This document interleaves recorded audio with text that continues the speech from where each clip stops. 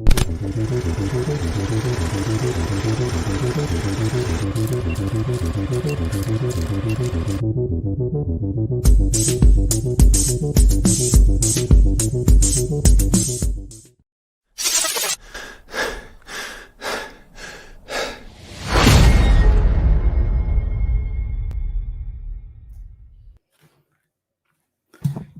evening, everyone. Excuse me. My name is Dusty Draper, and I am the host of the 321 Report. We go live every Wednesday evening at this time. So I'd love for you all to, if this is your first time joining us, please come back. And if you haven't subscribed to the channel, I would appreciate if you did that. It helps me with the algorithms and monetizing and stuff like that. So I really appreciate it. I have a lot to talk about tonight. I've been researching, and I've been doing all kinds of searches on the internet. I've been talking to people online. I've been looking through family history sites. So this is going to be an interesting one. I appreciate y'all being here. First of all, I thought about this today, and I haven't done this in a while, and I feel really bad about it. I haven't thanked my moderators for a long time. Sorry, I get really into these cases, but I really appreciate y'all for what you do and keeping. I know it's not easy because last week there was all kinds of drama going on in the comments, so I really appreciate y'all keeping that straight for me. Most of the time, I don't even get to see a lot of the comments because I'm so busy doing this. And then when it's over, it's hard to go through an hour and a half, 2 hours worth of comments. I'd rather be researching cases and doing stuff like that. So no offense, but if you really want to reach me and talk to me about something or ask me a question or give me info, you can write to me at the 321report@gmail.com. It's THE321REPORT@gmail.com. All right. So I got quite a few notes here. So let's just get rolling. What we usually talk about here is true crime stuff, but I also like talking about human behavior and stuff like that. So I'm really interested in why people do things and what their motives are when they commit crimes, or if they didn't commit a crime, but they are close to the crime, how they react afterwards. So yeah, that's what we do here. So let me start here. I don't want to jump into anything deep yet because I want to make some announcements. First of all, there has been an anonymous donor that donated $100,000 towards the Delphi investigation, the reward fund for the murders of Abby and Libby. And that's amazing. That's really good news. That means people are really still have Abby and Libby on their minds, and they really want this case to be solved. It is up to now, the total reward is $325,000, which is a lot of money. It's almost, it's over $250,000, not quite $500,000, but anyway, pretty amazing. So there's the news release that the Indiana State Police, the Lafayette District, put out. Excuse me.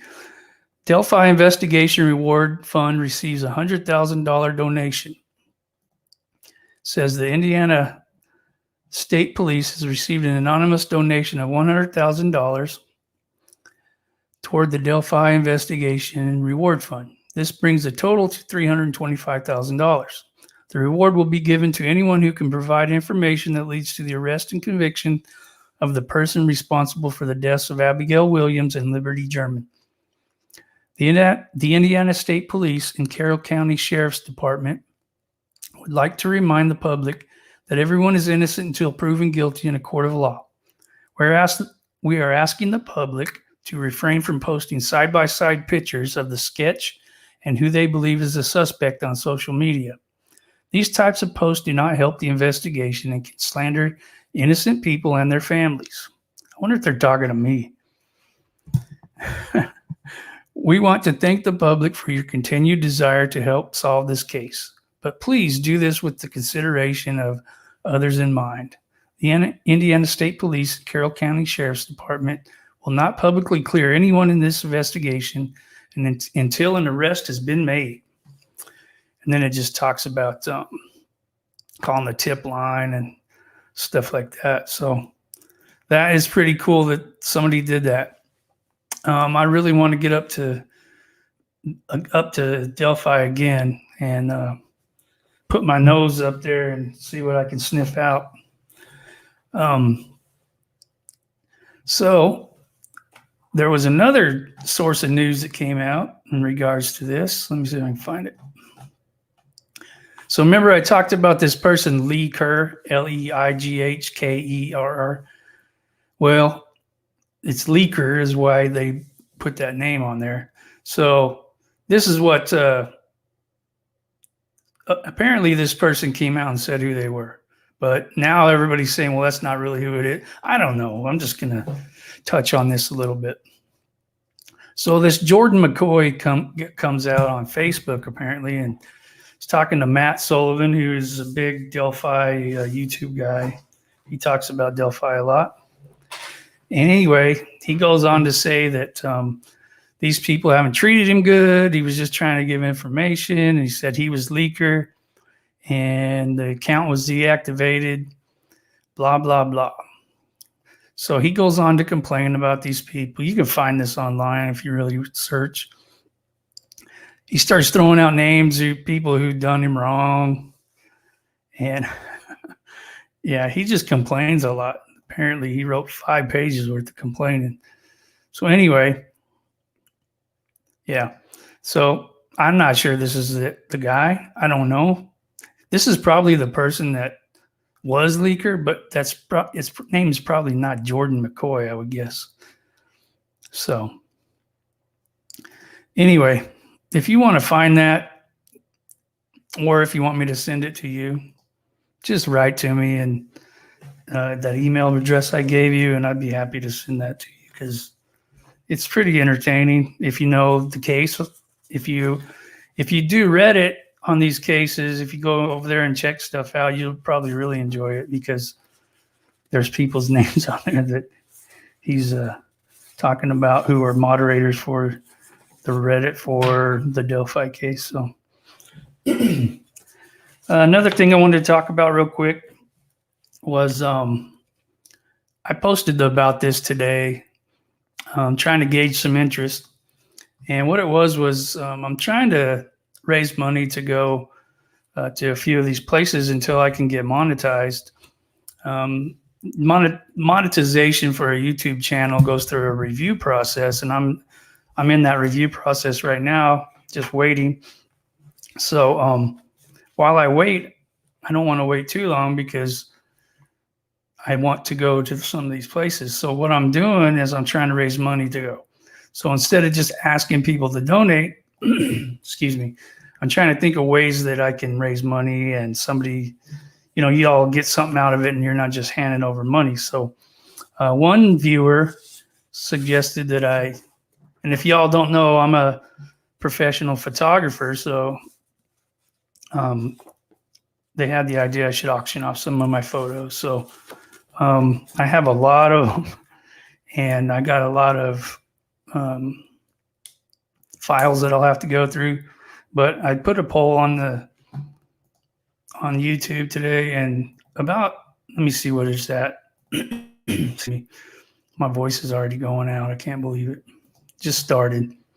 So it says one idea which I received from a viewer recently in regards to raising funds for investigation travel expenses until my channel is monetized is to auction off some of my photos. I would like to gauge interest in this idea. Please vote below. And the choices were, yes, I would like to purchase a photo. No, I would not be interested in purchasing a photo. That I would be interested in donating, but I don't want a photo. I would like to purchase a photo or donate, but I can't right now. And I wouldn't donate a penny, even if I were Scrooge McDuck rich. 5% did that one. That's funny. But anyway, 45% said yes, they would like to do that. No was 8%. The ones that said they'd be interested in donating but don't want a photo is 11%. 31% said they would like to, but they can't. And 5% said they wouldn't donate a penny even if they were Scrooge McDuck rich. Well, all right. So I'll probably end up doing that. Dang it. I got to clear my throat so I can talk. I'm sorry. I'm coughing all over the place. Let me give you an example of a couple of photos. The ones that I had handy. I took a picture of this leaf that was in our driveway. I really liked it. And there was some rain on it, which is cool. And I just try to find little things like that. And it's in the heart, shape of a heart, so I like that. My parents they served a mission in North Carolina. And this was right down the street from where they were living. It was up here, excuse me, in Southport, North Carolina. I printed this one off for my stepmother. And I also printed this one off for a cousin of mine. And they looked really good. So anyway, that's two examples. I also have I did a lot of concert shooting. There's certain concerts that I've signed waivers for that I can't print or whatever, but there's some that I might be able to if you're interested in something like that. I do have photos of venues like Ryman Auditorium in Nashville, at the CMA Awards or at CMA Fest. I did a lot of work there, a lot of cool photos. So I'm going to post a bunch of them, and I'll give you guys a link to where you can go look at them and bid on them or whatever.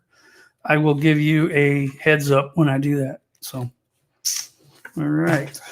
So we're getting all this stuff out of the way. So, oh, by the way, I wanted to say one more thing about that Delphi thing. I just looked at my notes. So did you notice the stipulations in this reward? So it says, the reward will be given to anyone who can provide information that leads to the arrest and conviction of the person responsible for the deaths of Abby and Libby. It doesn't say for their safe return, of course, because they're deceased, but still, they're still offering it. Big contrast to what was being offered in the Suzanne Morphew case that no longer is, I believe. So it would be nice if they were still doing that. They might get a lot of people coming out of the woodwork. All right. Let me look this one up because I had a thumb drive and I cannot find it for the life of me. So I got as much of this stuff ready as I could. From when I got off work till now. All right, so I noticed this. This was a really interesting case that I noticed today. Interesting and super sad, to be honest with you. See if I can find it. I might have to search this lady's name. Her name is Madison McDonald. If you know who that is, you're going to already know case and why it's so messed up.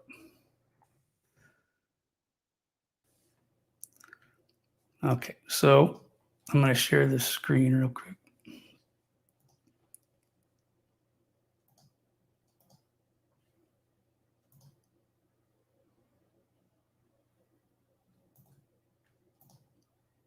All right, so hope y'all can see that.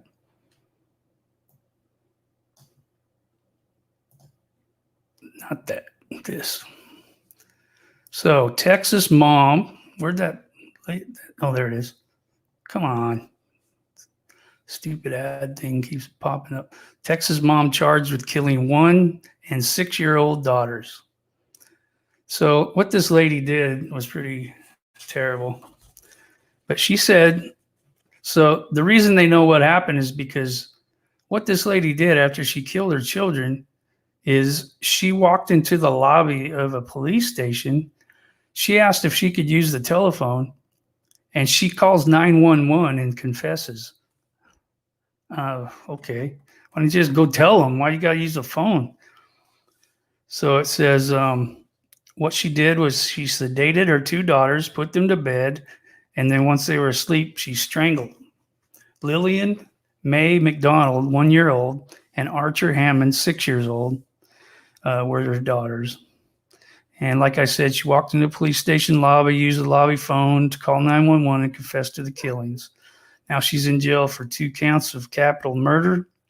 They're unsure of her motive, but she claimed she would do anything to protect her children, including eliminating them.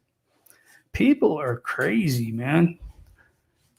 So your idea, lady, of protecting your kids is to sedate them and kill them. Yeah, that's real smart. Why not protect them? Why don't you just go jump off a cliff or something before you do something like that? So dumb. So let me see if I can.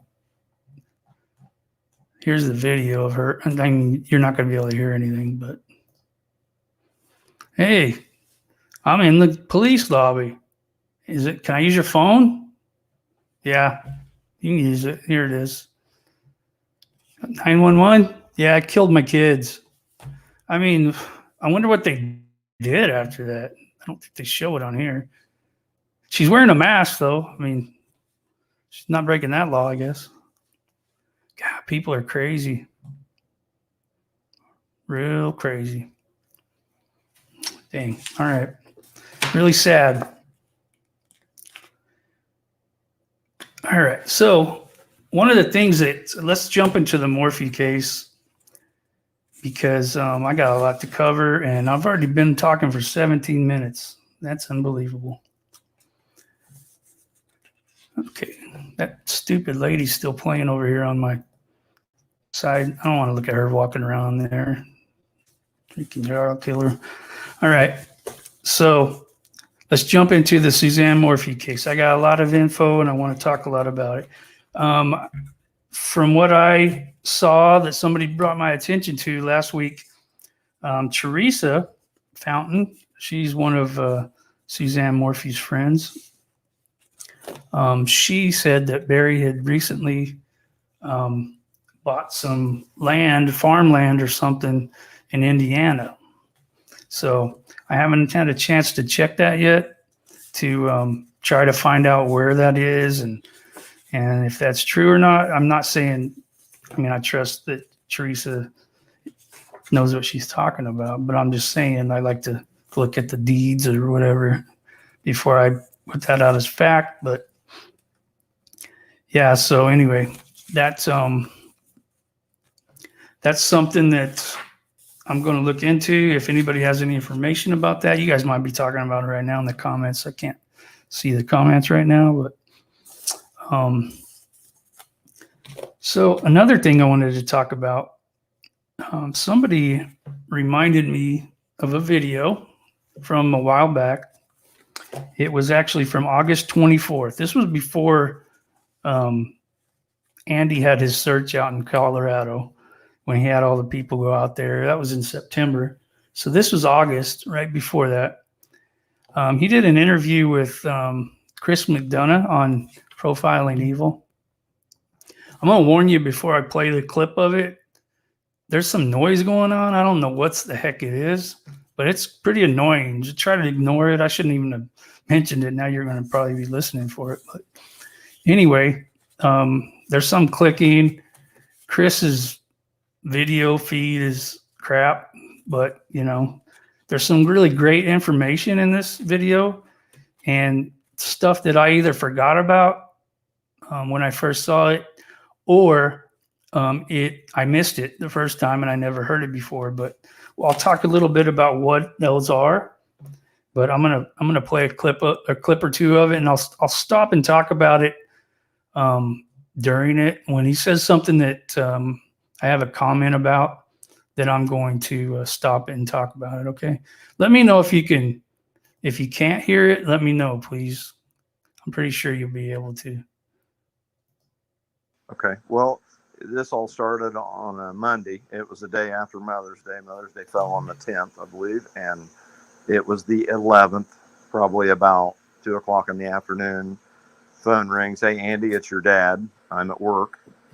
And Dad says, are you sitting down? And I said, no, I'm really super busy right now, Dad. Just get to the point. And he said, your little sister's missing. And I said, what? What the hell are you talking about? Your little sister went on a bike ride and came up missing, and they can't find her. And I'm like, when did this happen? He said, Mother's Day. And he said the girls had reached out to her and couldn't get her to wish her happy Mother's Day on their way home from a camping adventure. And Barry couldn't reach her. And they found her bicycle in a ravine. And I was just shocked. So I pretty much ended the conversation with Dad right then on Monday. And I headed for home, which is not very far from where I work. I started packing clothes, and I got a hold of, and they said they're flying out here. I said, can you get me a spot on the plane? Yeah. So wife booked me a spot on the plane, and the next thing I know, I landed in Colorado at night. I'm thinking it was around 8 or 9 p.m. Got off the plane, and we started heading directly for Salida for Barry and Suzanne's house. Well, the house had already been locked down, but the neighbors had an Airbnb next door that they allowed us to stay in, which was a very nice home just down the driveway from Barry and Suzanne. Okay, he's talking about the Ritters. Jean Ritter's the one that called 911. She got sucked into this whole thing by Barry. He was using her. That's my opinion, and I'm pretty, firm on that. He used her to go check on Suzanne after he had already. This is my opinion, okay? I don't know for a fact, but this is my opinion. He planted that bike. The girls start getting interested, and why isn't Mom calling us back on Mother's Day? And he's got this plan to call Jean Ritter and her husband Martin or whatever, but Jean was the one that went over and looked. The car was there, or both land. He'll tell you, Andy will tell you, but anyway, she got sucked into this, and it's the Ritters, and I'll tell you about an altercation I had with them when I was in Colorado. At that time, Barry was staying with the neighbors across the river, basically right behind his house. Mm-hmm. And we proceeded to throw our bags in the house, and we went directly over there. And I pulled Barry out on the porch, and I said, what the hell's going on? Tell me what's going on. Tell me everything. And he just started in and said, look, I got up Mother's Day morning, 5 a.m. Your sister was laying there asleep. I got dressed. I left for work. I said, what work? He said, I had a job, I believe it was Colorado Springs, where he was building a wall. And they did it last fall, but part of the wall was crooked. Hey, you'll note, I'm not going to keep interrupting like this, but just so you know, Andy gets a little bit of the facts wrong, but that's because this was, he's got a lot. We've been studying it. We know the little things like he went to Broomfield and not to Colorado Springs. It doesn't really matter in the grand scheme of things. That's not this kind of stuff he's concentrating on. So just to let you know, he does have a lot of information, though, that is legit. And I don't want you to get sidetracked that, he doesn't even know where Barry went or anything like that, because that's really not important to him. Wasn't up to standard. So he had to go back in there, take it out, and redo it. And he said, I was going there to set that job site up in the hotel, put the tools in the hotel, so that my crew could show up there the next day and we could start rebuilding that wall. He said, I knew if I did that on Mother's Day, that I could be working in the local area for the next 4 or 5 days. So your sister agreed that was okay. and the girls were on their way home anyhow. He said, I took off for work. I texted Suzanne later that morning, Happy Mother's Day, didn't get any response. The girls texted her, Happy Mother's Day, didn't get any response. What time did he leave? He said 5 a.m. exactly. And where was Suzanne? Laying in bed asleep. Okay. And they got no reply from these texts of Happy Mother's Day. And Barry said, so I picked up my phone and I called. And I got her voicemail, and I left her a voicemail. Hey, I'm getting a little concerned. Please call me. He didn't hear back from her. So it wasn't too long after that. I think maybe the girls called the neighbor, or Barry called the neighbor and asked her to go over and check on the house, see if Suzanne was home. She did. No one was there. Both Land Rovers were in the garage. And she went back to her landline at her home and called Barry and said she's not there. He said, is her bicycle there?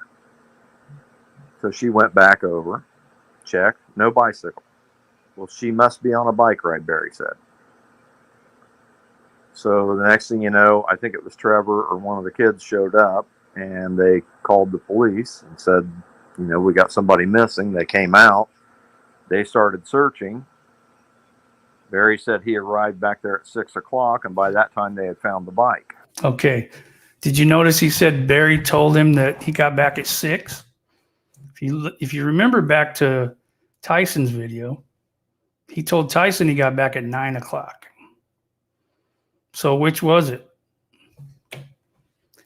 I see Yes Brooke asking me Martin. Yeah, Martin Ritter. That's Martin. That's Jean's, Jeannie, whatever her name is. That's her husband, Martin. They were at his house. He'll mention, Andy will mention it here pretty soon. There were 6 people that well, I'm not going to jump the gun. I'll let him tell you, and then I'll clear everything up. So, but anyway, I mean, I could play a video for you right now there where Barry says he got home at 9, and right there, Andy said that he told him 6. I mean, I don't think that's one of the things that Andy's not going to get wrong, or that Andy's going to get wrong. I think that he got that right. I believe that Barry told him 6 o'clock, not 9 o'clock like he told Tyson. You may or may not know that I'm trained in forensic psychology, and I've learned to go back and find out that there's a link in every chain. And this took place on Mother's Day weekend, and that he left on Sunday to go to Denver to work on a job. Would you expect that to be part of that relationship, or him to take off and her to go riding a bicycle on Mother's Day? No, it doesn't sound anywhere near normal to me. And like I said, the EVI information on his truck didn't line up, Phil. He said he saw her at 5 a.m., and he did not. And how do you know that? Testimony from an employee that he was rambling down the road, texting people at 4 in the morning, trying to get them to go to Broomfield. So can't be at home at 5. And talking to somebody on the road at 4. Right. So that the timeline doesn't add up at all. No, not at all. I mean, we was really upset that first night, but I was in Denver, so Oh, you were? I didn't get here until 9 o'clock that night. You were? I didn't get. There it is, right from his own mouth, 9 o'clock. So there's one. If he talked to Ritter at 5:45 and then drove all the way home, 9 makes more sense. Yeah, I do. I think it does too. But why did he tell? Oh, sorry. I'm going to post. People don't think I'm talking to myself. You're right. S. Brooke. It does make more sense that he get home at 9. But why did it take him so long, first of all? That's what I want to know. Yeah, this is a great question. Why did he call Trevor? I thought he lived in Indiana. And listen to what Andy says. He says something about one of the kids talking about the girls, or Trevor was already there. So listen. Well, 6 that evening. yeah. The problem with that was, I think later on, he said he got back at 9 o'clock. Boom. So See? I don't know if 6 or 9 he was there. And by that time, it must have been really close to dark or dusk. And they had pulled the bike up out of the ravine and thought maybe Suzanne had ridden off the side of that cliff. Who's they? Well, you say they thought. Maybe the police thought that. Maybe Barry assumed that. Okay. But this is coming from Barry directly. Yeah, this is Barry talking to me. Okay, go ahead. That's really important because this could be he could be a witness in court. It's not hearsay or whatever. This is a direct him telling Barry telling Andy directly. It's like him giving testimony to him. So he could testify in court about what Barry said that contradicts what he said to Tyson. So I asked him right then, I said, have you had any problems with anybody out here? I said, have you had any bad business dealings? Have you had any employees that have gone rogue, anything silly like that? He said, I just had the one guy that when we were building the wall last fall, I had to fire him off the job because he was on drugs, and he's part of the reason the wall was crooked. And he threatened me, and 1 week ago, he said, I ran into him in town and told him to leave me and my family alone or else. And I said, okay, did you tell the police that? And he said, yes, I did. I said, how did you pay your employees? He said, mostly by check. I said, was your home address on that check? Yeah. I said, did you have any of those employees in the neighborhood? He said, yeah, the one guy I'm talking about was out here. He did some staining on some houses and did a little odd jobs around here. I got him some work out here in the neighborhood, keeping these Airbnbs up. So I said, he knew where you lived. Oh, yeah. I said, did you meet him here to take him to a job site? No, usually they drove. I said, what does he drive? And he said at that time, he said, I'm not really sure. He's not sure what he drives because he's making this crap up. That's not, I mean, who would it been? Okay. It wouldn't have been Jeff Puckett, right? It wouldn't have been, because that wouldn't have made any sense in this timeline. If you said he had to fire him off the job because he's on drugs, he wouldn't go hire him to go to Broomfield after that, right? It's not Cody Lambert. Somebody said it was, because I read some old messages. It couldn't have been, because if he was worried about Cody, why is Cody so adamant about defending Barry? And so, oh, Barry didn't do this and Barry didn't do that. He wouldn't do that. So who is it? Who's Cody Cox? I don't know who that is. Oh, sorry. I'm reading comments. I don't know who Cody Cox is. So if anybody knows who that is, I do know Cody Lambert, and we also know it wasn't Cassidy, okay, that he fired. And Barry's not going to be worried about those people, right? He's not going to say, hey, leave us alone. I mean, he's not going to worry about Cassidy or Cody or even Puckett probably. Maybe he'd be worried about Puckett, but it can't be him because he just worked for him the day before. And he was still up there. So still up there working then. We have pictures of it from Lauren. So, yeah, he's making this crap up. I mean, there's nobody that as soon as Andy said that, he jumped on it. He was like, oh, yeah, you're going to know exactly what your employees drive. They're going to park it at every job site you go to. So that's a bunch of bull. So if there is two Codys, I apologize. I didn't know. So I don't know who that is. So if Cody Cox is this guy, then he ain't making him up. But I still think it's, and how come I haven't heard of this guy? I have no idea who Cody Cox is. And I've been studying this case for like almost a year, and I've never heard that name. So please inform me who that is. It never surprises me, though. Stuff jumps out of nowhere. And anyway. Yeah, I'm not saying you're wrong. You're obviously, there is one. I'm just saying I haven't heard of him, and I would like to know who he is. So I'm not trying to jump all over the case. I've just never heard of the guy. So, all right, let's get back to this. So many cars show up. I don't know who drives what. So that pretty well ended that conversation that evening. Okay. And so tell me about, tell everybody about how the structure of what was taking place in terms of what were the police doing? What were you guys doing? How did that all kind of mesh together that day? And we're talking Monday or Tuesday by this point? Yeah, What day are we? Okay, so Monday evening. So I finished Okay. talking with Barry on the porch. I'm like, bud, you got to get in a good night's sleep. Let's put together a program. Let's get out and start searching, get boots on the ground. Okay. We headed back to the Airbnb. I sat around the table with the three guys that were there, stayed at the house with Barry. And I said, okay, guys, here's what I want to do. I said, we need to form some groups and get out here. And we particularly need to look at this Colorado Trail, both sides, up and down.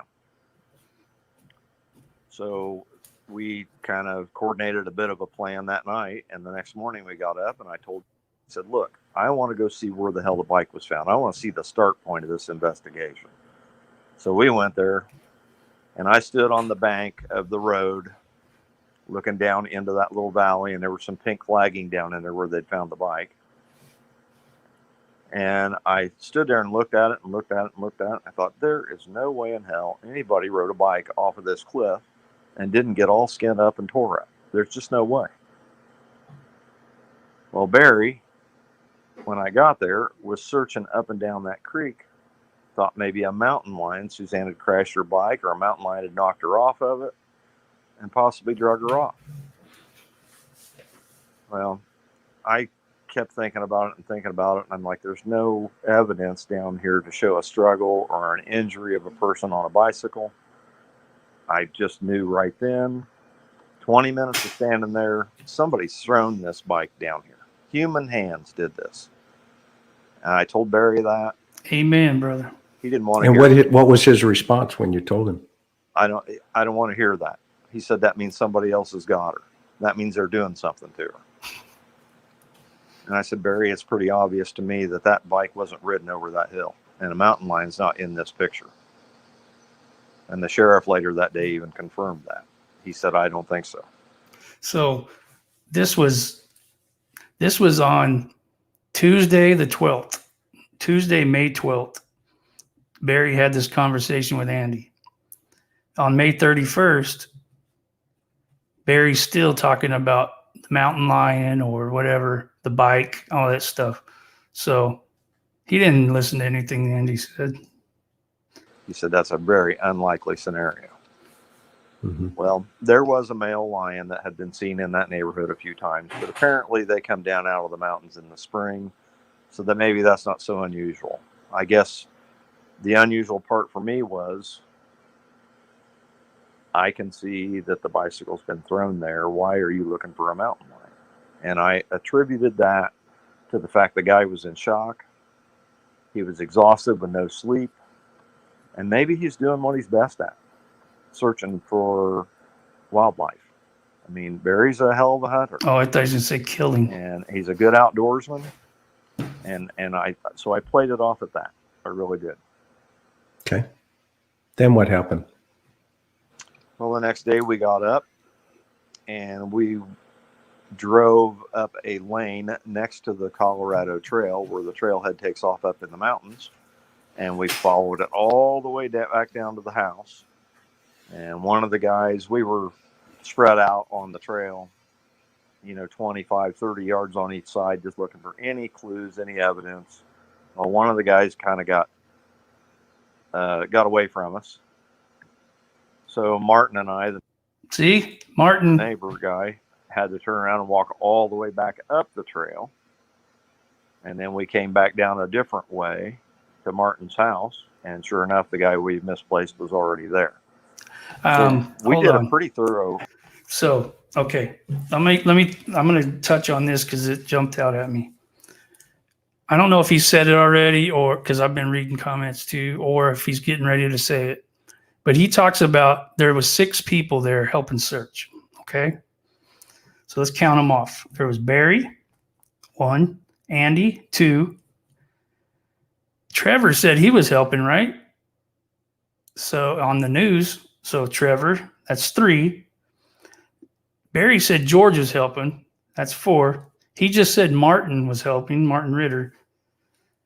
And I know another guy, I'm not going to say his name, but I'm confirmed there's another guy from Indiana, the guy that took that picture of Barry on the ground.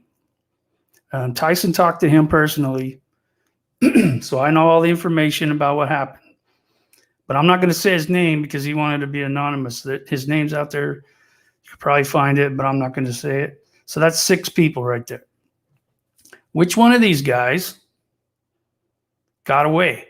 And where did he go? He said got away from us. Where was he? So I'm thinking he knows Trevor by name, so it wouldn't have been him. He's talking about Martin being with him.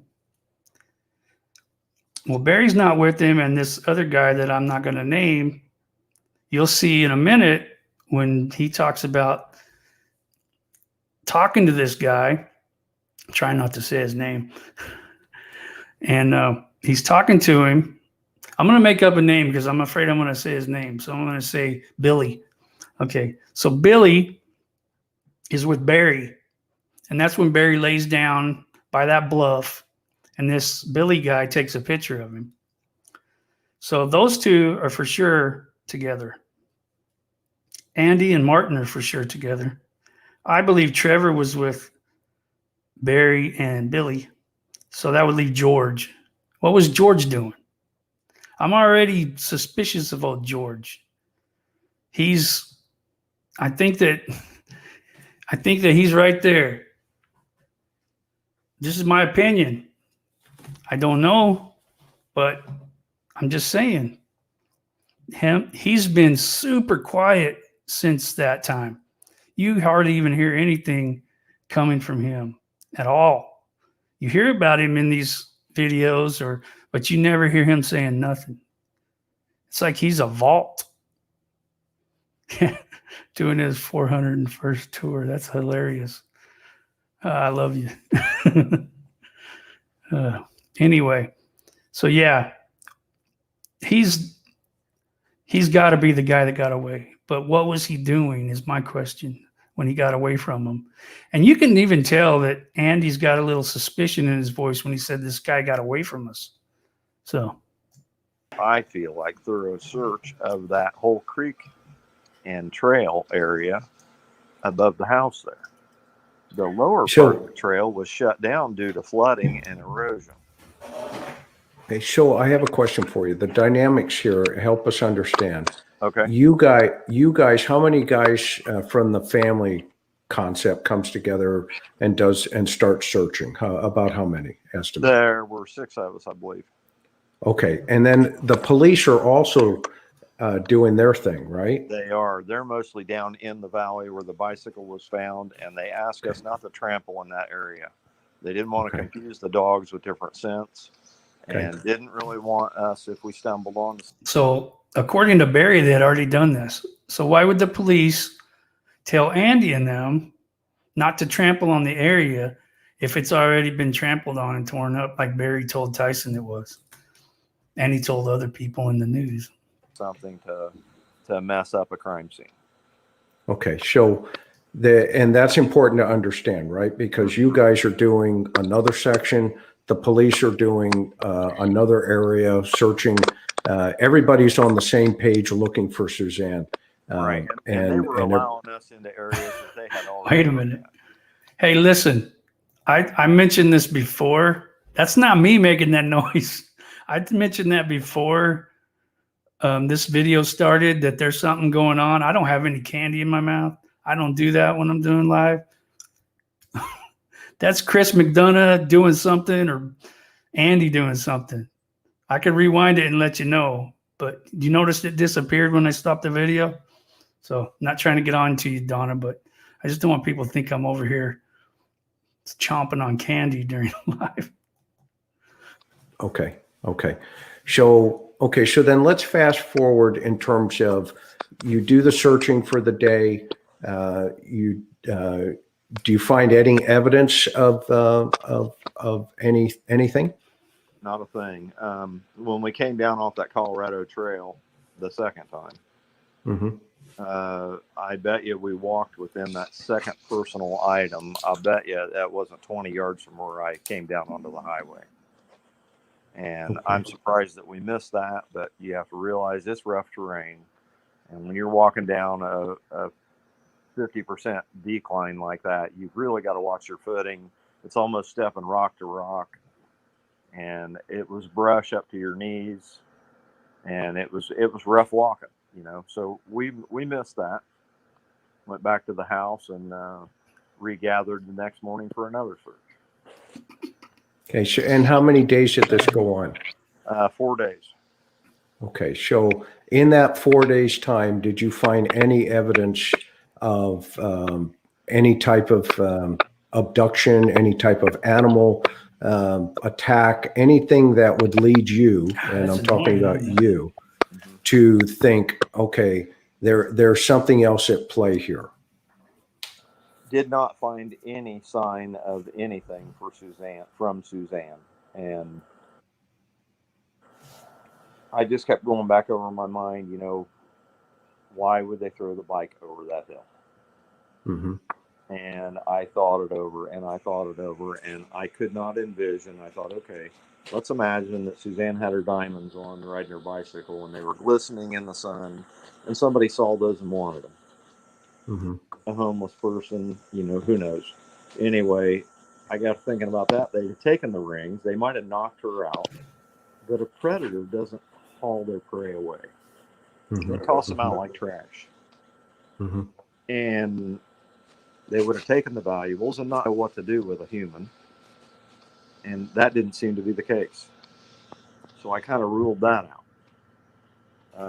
My next thought was, you know, this kind of had to be somebody who's familiar with this neighborhood. And why did they go to such great lengths to throw that bike down in that ravine? That bothered me from day one. Mm-hmm. Mm-hmm. I couldn't understand that. Somebody in a hurry, robbing you, mugging you, trying to kidnap you, Yeah, isn't going to bother with your bicycle much. absolutely They're just not. going to throw it down and move on. Then you got to think, okay, this is supposedly Mother's Day. It's in the middle of the afternoon. This is a trailhead, lots of people. Not a very good place to pull off such a crime in the first place. Oh, So here we go. It almost backtracks all the way to the house every time. And I think you guys have even talked about that, you know, every time we start to get away from the house, we wind up back at the house. Mm-hmm. Mm-hmm. So, and why did the FBI and CBI keep that house locked down for, I don't know, 5 to 7 days? The whole time I was there, I never have been in my brother-in-law and sister's house. Never did get to see it, except from the end of the driveway. Now, there was one activity that caused you to stop for a moment, and we don't need to go into the total details, but a friend of yours, we don't need any names, mentioned about Billy. a trip with Barry. Yeah, you know, Barry was in one of the search parties, so he would go off in one direction, we'd split up, divide and conquer. Well, he'd gone the back way up the mountainside there and had stopped, and he got out and wanted to look over a bluff, and my friend got concerned because Barry stopped and laid down on the ground right in the middle of it. And when he came back that day and we were all sitting around eating a bite, I said, how did Barry get along today? Because I was really concerned about the guy. He hadn't slept. He's just crazy looking for Suzanne. And he mentioned, you know, he laid down. I said, where were you? He said, well, I took a picture of it, but I can't exactly tell you where. And I think he shared that with the investigators, and they seemed pretty concerned about that area for some reason. Okay, so we won't get into that right now, but so let's fast forward also about this conversation in relationship to these lie detector tests. How does that unfold? Well, CBI came down here to Indiana. okay. Hold on. So this is one of the things I missed the first time. I didn't hear this part, or I forgot about it.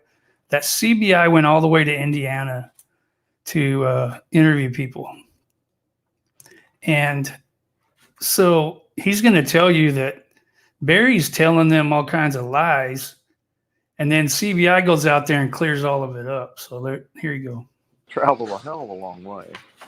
and they questioned everybody that Barry and Suzanne knew, and my family members, of course, and myself. So I was sitting there, and the guy said, you know, why don't you think Barry did this? And I said, well, because you guys have investigated him. You're good at what you do. You've interrogated him for hours upon hours upon hours. I said, he's passed lie detector test, voice analysis. And he stopped me right there, and he said, wait a minute. First off, he's not been cooperating with us. And secondly, he refused the voice analysis and lie detector early on. I was like, what? That kind of hit you pretty hard, didn't it? It did. It did. Because at this point, What a liar. I was looking in a whole nother direction. I assumed this was a stranger abduction. The problem with that is, here again, I don't think strangers hide their victims so well. I really don't. By the way, if you remember, in Tyson's video, Barry tells him he's been cleared. And secondly, the investigator told me, he said, we've sent back. Dang it. I wish I knew what he said right there. Hang on for a minute. Chris doesn't even ask him. And he said every one of them came back and pointed the finger at Barry. And he said some of his truck EVI information didn't line up. He wouldn't go into details.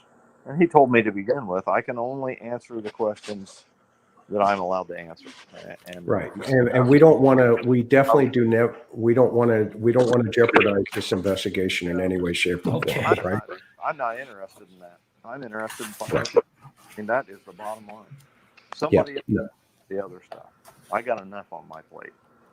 Yep. No, we're with you, and you know, we're grateful that Mike and I can, you know, help your family as well as others who would need it and would ask. So let's shift gears for a moment. Your dad the other night, gosh, we love your dad. He is just the salt of the earth, and you could see it in his countenance. Like your other family members, you just want your sister home. That's the bottom line.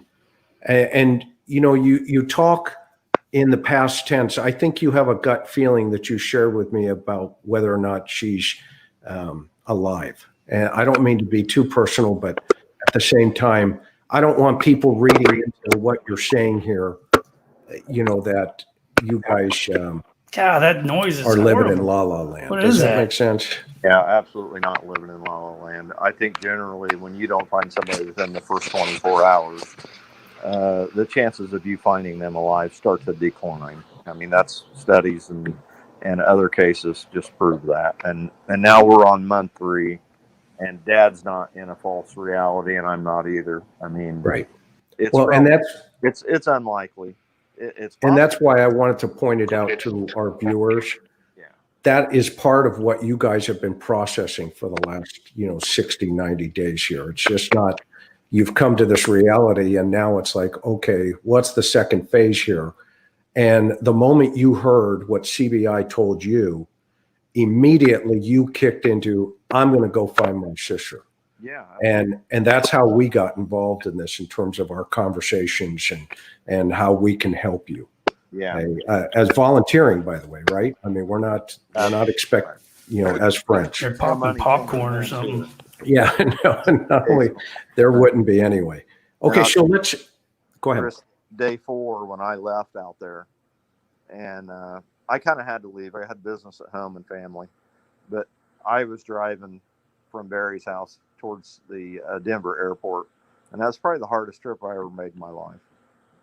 I cried all the way, and I had come to the reality right then. This is big country. It's really hard to search. It takes so many people, and so many people have already searched. And I just came to I could feel it in my heart that probably Suzanne wasn't here anymore. And that was a really tough trip home. I was unsuccessful, and I regret that I couldn't do a better job than I did. And I tried my hardest. I really did.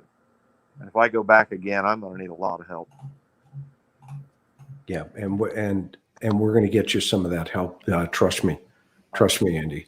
I know there's thousands and tens of thousands of people that want to just bring Suzanne home for your family. There's no question. If I could get So that. there's All right. It's really sad. I'm going to stop it there for a minute. I got some other stuff to talk about, but excuse me.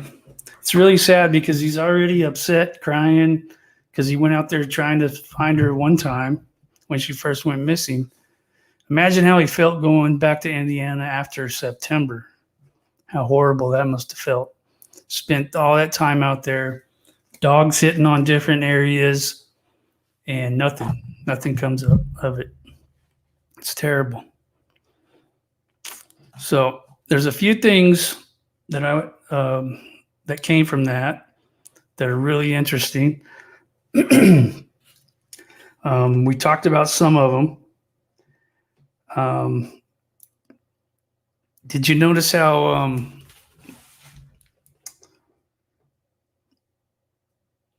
let me see, try to get my train of thought together, but all right, let me go to this part of what I wanted to do real quick. So my friend Martin here that's in the comments here, he sends me stuff. I wanted to show y'all a little bit of what he's been sending me. Very interesting stuff.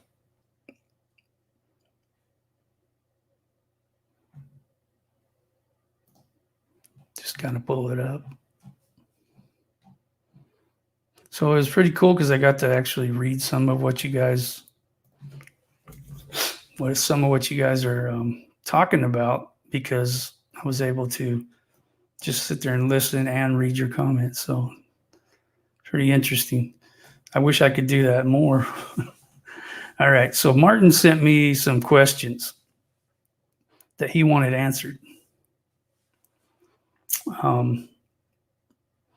And I have some answers for him, I think, at least my theories on some of them. I could send him in a direction to tell him exactly what happened. I think he might know the answers more than I do, but one of the questions he asked was, what day did the girls go on the camping trip? And I believe they left on May 6th. And it said that the next question was, where was the 26-second video taken, and why was the background blurred out? So I believe, in my opinion, that Trevor, I'm pretty sure now that I know that Trevor is the one that videoed Barry. And I believe they were out there at the Puma Path area. And I'll tell you why I think that. It looks like it, even though it's blurred out, it looks like that area. But you can hear, if you listen really close, you can hear the river running by. And I think they were just sitting out there in Barry's yard doing it. And it's blurred out because he probably used a focal length that blurred out the background. Like if you open up an aperture of a lens of a computer or camera, if you open it up to like 2.8 or whatever, that's the aperture, it's going to blur out everything behind you. It will blur you out too if you stand too far away from the camera. But since he was close to the camera, it focused on him, blurred out the rest. So that's why it's blurred out. I don't think it was anything like they didn't want people to know where he was or whatever, but maybe. This is a question that maybe somebody, I'm going to put these up on the screen so y'all can see them. So I think this is a question that maybe AK could answer a little bit better than me. Did the blue shirt that was found belong to Suzanne? If you remember back in whenever, I can't remember when it was already cold, but Adventures with Purpose met with AK, and they searched up there a little bit until there's somebody sneaking around and spooked him or whatever. And so anyway, I believe that they're the ones that found that shirt, maybe just AK. So I don't know, but I do know that That was one of the things on the list that Barry gave the lady at the store. Why did the police not mention finding the bike in their press release? I think because I don't think they actually found it. I think old George found it and let them know. That's what I think. But probably another reason they didn't release that is because they probably don't believe it, that bike ride. But then that brings up the question of why at certain points did they I don't know how to say it, but certain points they kind of used that theory. Maybe they didn't say it, but they kind of used it. Maybe because they don't have anything else and to go off of. Here's one that said, I would love to know this one. Why did Trevor Noel disappear off the face of the earth? Where is he? On the other side? See him peeking out from behind the sign? I always feel like I'm being watched. You see, his grandma up there too. I would like to know this too. I think I have the answer to why he did, but this is just speculation. Like I've said many times before, I think that he found something out because it doesn't make any sense. Oh, I'm never going to give up. We're always going to find her. We're always going to search until we find her. We're on a mission. And then all of a sudden, crickets. Nothing. Why did they stop? The only thing that makes sense to me is he found out what happened. I mean, you don't give up that soon. I mean, that doesn't make any sense. He was posting several times a day on the Finding Suzanne Facebook page. And then one day, poof, gone. And where is he? I know where he was right after that. He went on a lavish vacation with his family. Sure did. I can show you pictures of him standing on top of a Mercedes-Benz van, travel van. Those, I mean, I don't know if they bought it, but even renting it's expensive. When was the last time the girls spoke to their mom? And something they said that I was reading through Barry's transcript to Tyson, and I noticed that he said that the girls were trying to text their mom. Why didn't they try to call her? He didn't say they tried to call her. He said they tried to text her. So that's a good question. When was the last time they spoke to her? Next one. These are ones I highlighted that I thought maybe I could give some insight to, or that I was curious about. And this one's the one that I hadn't thought of before. It says, whose idea was it to pour the concrete the day after Mother's Day? And I believe he's talking about at that beach construction site that they searched. And I have no idea. I do know who had permits for that place. I believe it was Davis Hauer or some Davis place that got permits, and whose last name is Davis. Have the girls been interviewed by the police? If anybody knows that, I would love to know that. I don't think they have. I can almost guarantee you Macy hasn't, because she's underage and Barry would have to give permission. I don't think that Mallory has. If she has, I haven't heard one peep about it. All right. Here's one. Why didn't Barry ask his best mate, George Davis, to check in on Suzanne instead of the neighbor? He only lives up the road. I don't know where George lives, but I can speculate why he didn't get him to do it. They needed a neutral person to go and look. And I mean, let's say he asked George to go do it. What are they going to think? Oh, well, him and George got rid of her. It's all a big plan. It's a plot. You get a neutral person in there. Now what? I'm surprised George even went to the site, to be honest with you. I think he was trying to direct the narrative. But, that's just me. Why was Suzanne's, I've been asking this for months. Was Suzanne's phone recovered? If not, when was it last active and where?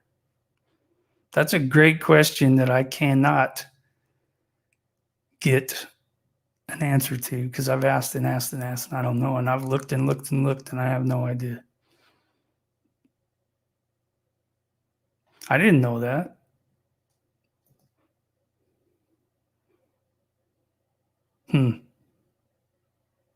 There's 2 houses out there across the river from Barry's house, or Suzanne's house, I'm going to say, because she bought it. 2 houses, because I've driven down that road, and I know. The Ritters are at the end of you go all the way down, there's a dead end, you turn around, you go back, and if you're going back on the right-hand side, almost parallel with Barry and, Suzanne's house, is another house. That must be the one that you're saying George lives in, because there's not many more over there. And definitely not across the stream or river or whatever. And this, what's frustrating about this case? The more you dig up, the more questions we have. And it just leads down different roads because there's so many lies. Did Barry bring the Bobcat to Broomfield? I wondered that too. And because of some of the other stuff, sorry, that was me, not Chris McDonald. So some of the other things that Martin has sent me, I believe that he probably did to get those caps off the place in the wall. I can't remember what they're called, but there's caps that you have to take off. And since Martin mentioned that, it's really interesting. And I've been thinking about that and looking at, videos and pictures of that place. And I think that he did have it up there. He definitely wasn't going to leave it up there. That thing don't get out of his sight. When Barry said to Morgan that he had to go keep the wife happy, I always thought it was interesting that he said the wife instead of Suzanne or my wife. It sounded like a chore. Yeah, it did. You're right, Martin. Is that the way he spoke about Suzanne all the time to Morgan? And I think it says in the other people that I don't know what it says, but anyway, it cuts off. It's a long sentence. Yeah, I took that the same way. I felt like when he said the wife, you notice he doesn't say her name a whole lot. I've heard him say her name 2 times. One was in the plea video, which was scripted. In my opinion, it was scripted by Trevor Noel. I keep saying Noel, but Noel. Like Joel, I have to remember that. Joel. What if her name was Joel Noel? Joel Noel? Anyway, let's get back to, I get sidetracked sometimes. So, yeah, I don't even know what I was talking about. But anyway, let's go to whose wedding was on the day that Suzanne was reported missing. I don't know the girl's name, but and I probably wouldn't say it if I did, but Suzanne has a best friend. Her name's Sheila. She went to visit Suzanne while she was in Colorado. They had a lot of pictures together. They even had one picture of Suzanne and her. I think she was driving. Suzanne was riding the passenger side. And Macy was in the back with the girl that got married, which is Sheila's daughter. I've seen the video of the wedding. It was on May 10th. So I don't know if it's still on Facebook, but it was a live virtual wedding. So anybody that tells you, it was in June or is this, that's not true. I've seen it. So that's whose wedding it was. I bet you her friend was just super worried this whole time because she hadn't heard from her since the night before. It was the same friend, Sheila, the same friend that she was talking to, apparently, via text, and then at 2:30 in the afternoon, it just cut off. And she didn't hear from her anymore. Where was Barry on Monday morning after Mother's Day? Well, if you listen to Andy, he talks about that. He was there searching, at least at night. I don't know where he was during the morning because Andy wasn't there, and I don't know that. Another question was, where was Barry on Wednesday and Thursday before Suzanne went missing? I don't know. We know where he was on Friday, right? Or is it Saturday? Friday. No, Saturday. Whenever him and Morgan and Gentile were working at the beach prep, I think that was a Saturday. What time did the girls phone Suzanne on Mother's Day? Well, they texted her, is what Barry said in Tyson's interview, but I don't know. That's a good question. What time did Barry try? I don't think they ever tried to call her. Maybe they did and left a voicemail, I guess. What time did Barry phone the neighbor? I don't know. I don't know any of those. Who exactly worked for Barry? So we know it was Jeff, Cassidy, Morgan, Cody Lambert, and apparently another Cody named Cody Cox that I didn't know about. So that's 4 that we know of. I don't know if anybody else. Did Barry report a gun missing? If so, when? So this rumor started when Tyson went to, I think it started then, when Tyson went to Colorado for like the 3rd time, and he was interviewing people around town, and he ran into this kid that supposedly he knew some information. I don't know.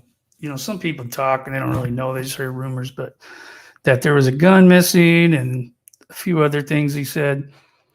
So it was probably a rumor, but there's also something else I wanted to share. So I'm not going to share this screen because I'm afraid that I'll reveal a source that I have, and I don't want to do that at all. So I'm not going to share the screen, but I will read some stuff. Troy Skinner on Facebook posted some stuff in one of the groups, apparently. And he said, I've got a question regarding the new missing gun theory. First of all, nobody really knows how many guns another person has. I hope I mentioned this is Troy Skinner. I've been saying so many names, but this is who's writing this.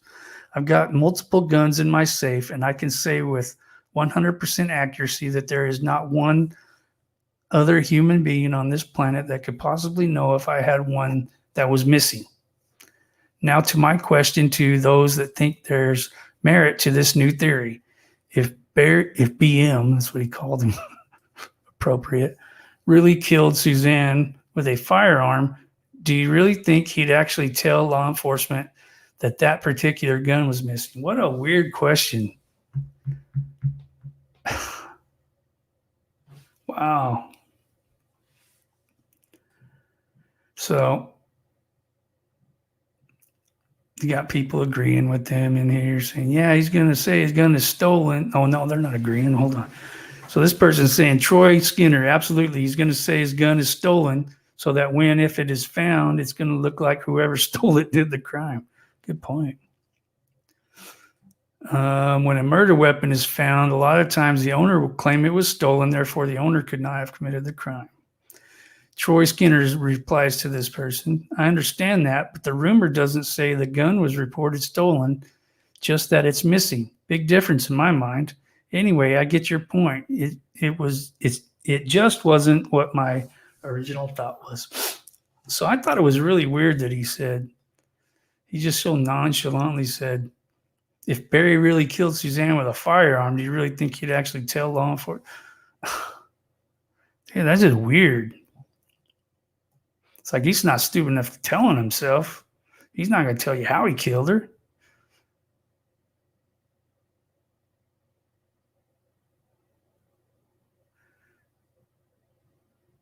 I'm just going through this to see what.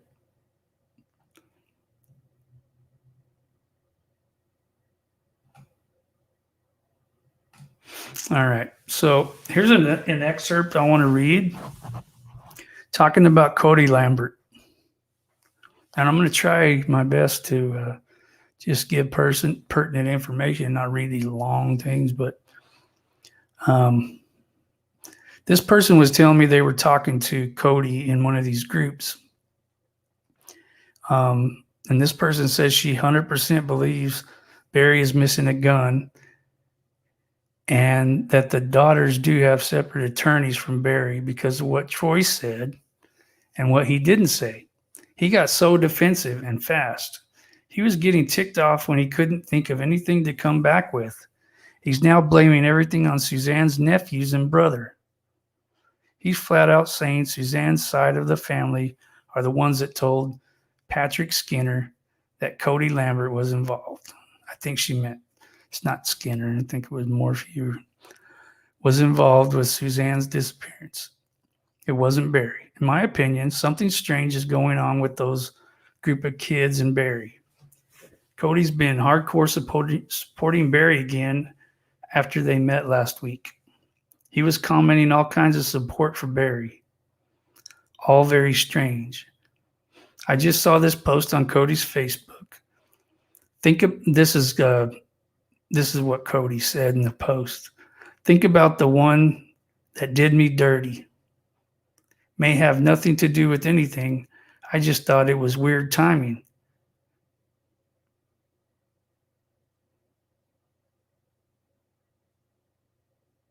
Oh, wait, I was reading. Okay, let me start over. I was reading hers. She didn't put quotes, so I just got mixed up.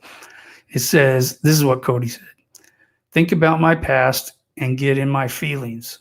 I think about the ones who deserve me. Think about the ones who don't deserve me. Think about the one who did me dirty. I won't let you get close enough to hurt me. That's a quote from a song, I believe, but anyway. So this is what she says. This may have nothing to do with anything. I just thought it was weird timing. Then I just saw this post from Troy. I won't say what she said before that. I'm sure he's talking about Suzanne's family in Indiana. He's even got admins of groups repeating his story now like it's 100% true. I just don't see it being her brother and two nephews that hurt her and took her away somewhere. I'll eat crow if it's not Barry and admit I'm wrong if he has nothing to do with it. But my gut from day 2 or 3 has been telling me Barry's responsible. So this is what Troy said that she was talking about. I'm 100% sure there's no slaughterhouse in me or Barry's future. I stand by my friend and know he has nothing to do with her disappearance. I also have no interest helping people figure out and narrow down these possibilities. I threw out a speculative scenario that law enforcement has been on top of for about a week. They'll get it figured out, and then maybe some of those who think I'm not much of a friend will be the ones to STFU. I think y'all know what that means. That Troy dude's weird, man.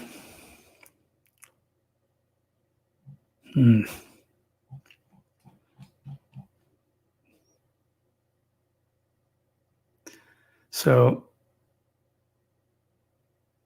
I'm trying to go through here and pull out some of the stuff that relates to what we were talking about. So this is getting pretty close. See, what I did was I took everything that this person sent me because they were spot on about a lot of this stuff. And I took it and put it in chronological order. And so I'm skimming through it to see what relates to what we've been talking about tonight.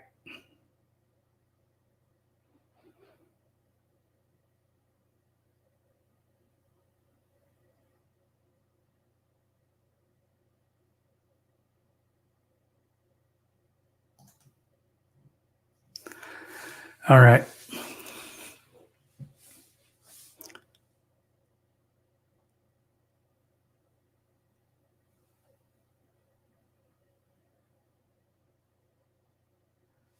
So I don't know what this, let me read this.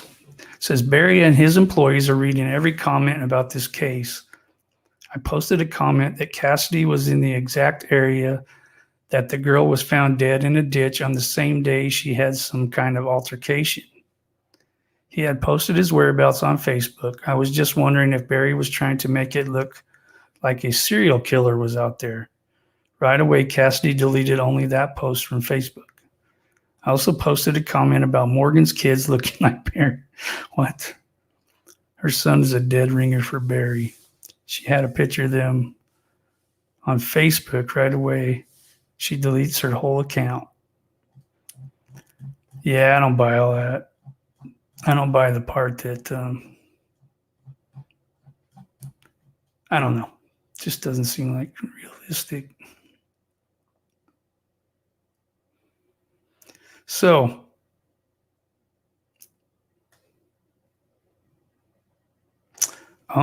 so here's something that relates.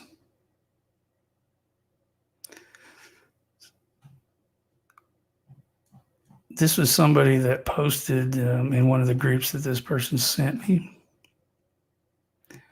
To settle the fuss about who Barry's workers that he put up in Denver motel Saturday night to fix the crooked wall on Sunday morning, it was Morgan Gentile, Jeffrey Puckett. Cassidy showed up later. The guy that Barry claims to have fired for making the wall crooked last year, that was Cody Lambert. That's what he's saying. Or this person's saying, I don't know if it's a he or she. Barry rented the rooms on Saturday. They worked on the dig site together. Jeffrey and Morgan checked into the motel Sunday. What? This is saying, I think she meant Sunday. It says Barry showed up Monday morning at the wall. I think she meant whoever he or she meant Sunday. He left with Morgan mid-morning. Cassidy showed up. I don't know. I don't even know who these are from. I'm just reading.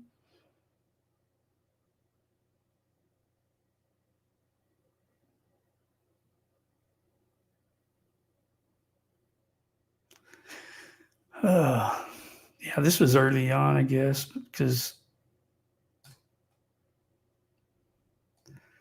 yeah, I wish I could show you guys all this stuff, but I don't want to give out too much. People tell me sometimes, "Oh, you can share it, but don't say who said it." So that's why I kind of try to be careful. So there is a tweet from Chris McDonough that says, I can't remember when this was, early September. It says, to be clear to the family, the timeline is Saturday, 5/9/20, around 2:30 p.m. Approximately all communication with Suzanne stopped. Barry said Sunday at 5, he last saw her in bed when he left. So.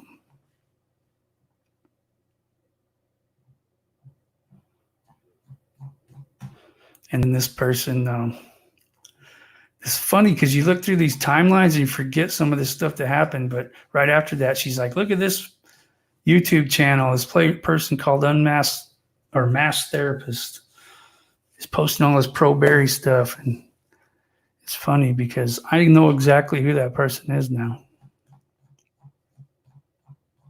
Yep. But they disappeared. If they pop their head up again, I'll let them know that I know who they are. But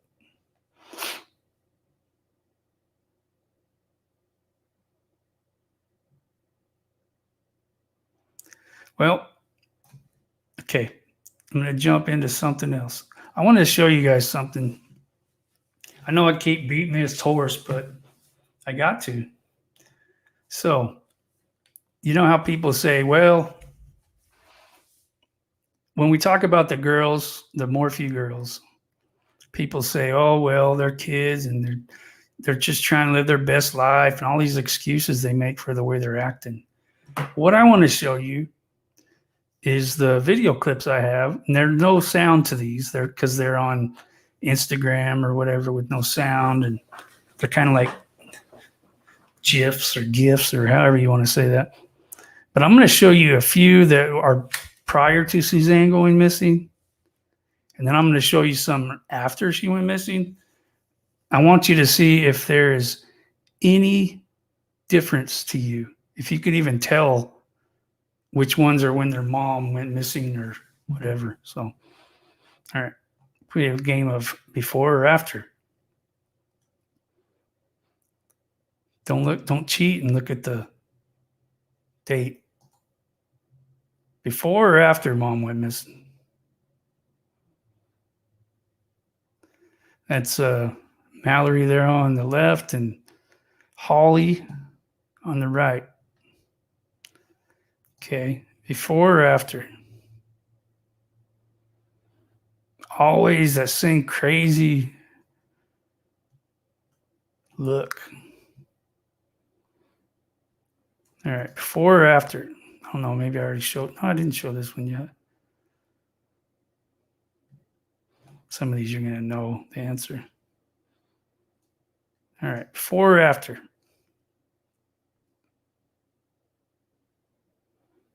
Okay, big smile on this face, right?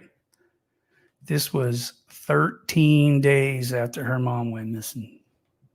13 days, not even 2 weeks. Here is one. This is an interesting one. We've talked about this one. This is dated May 9th. Apparently they were driving back. Well, actually, they weren't driving back yet. They were supposed to still be on their little camping trip in Idaho.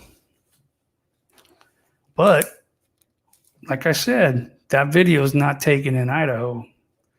That video is taken around the Crested Butte, Gunnison area. I could pinpoint it on the map for you if you want me to. One day before Suzanne went missing. So here's some more. Before or after Suzanne went missing? That one's glitching a little bit. Play. This will give you a hint of what it says. Happy 21st birthday. I don't know exactly when Mallory's birthday was. I can't remember, but this was posted July 11th. Not even 2 months after their mom went missing there. If you pay attention what's in this video. Actually, I think I'll have to show you a still shot. There's donuts and, I mean, those are inner tube, but they look like donuts. So let me show you a picture that goes along with this one.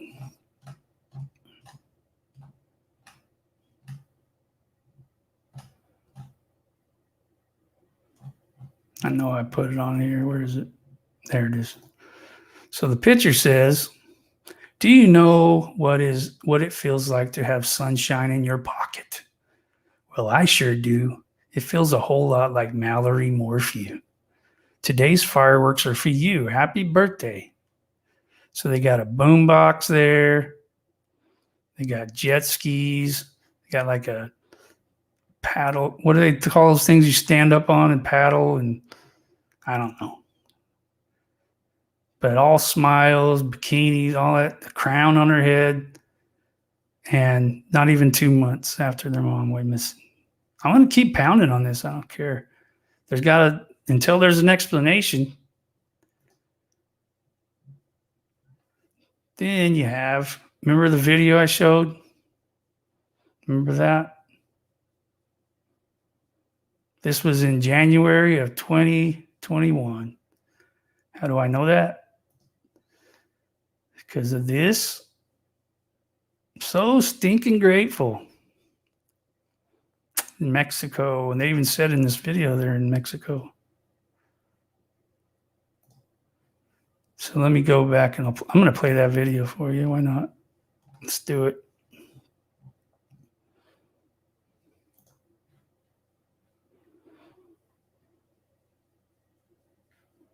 Let me share it first because I'm trying to show it and it's not working.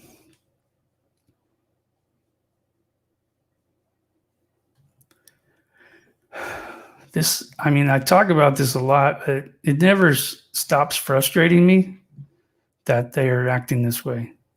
It never does. I don't understand it. Man, I'd be so hurt if I was their parent and they were doing that stuff.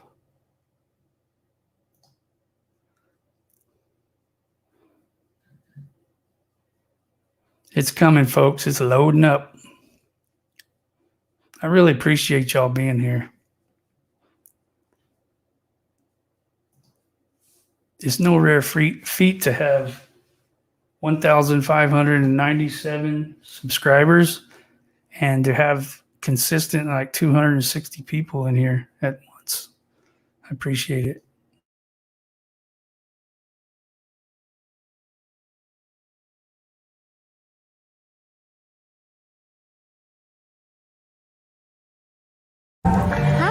Happy birthday, Happy Chase! birthday, Chase. All the way from Mexico. I hope you have the best birthday today. And we can't wait to see you. Yeah, we can't wait. Macy can't wait to meet you. Yes. You're the best. Bye. Bye. We can't wait to meet you. Yeah. I got to get this picture off here. And this one. I think there was another one I wanted to show you. Oh, yes. So I'm going to show you a clip. The only clip I've ever seen where Mallory isn't acting all like that. Like that. She's in a hospital bed for some reason. I don't know why. This guy she's all sad, and this guy gives her a little peck on the forehead. Let's put it on Facebook. Let's put it on Instagram. What's she in the hospital for? What happened? Is it a medical hospital? A different kind of hospital?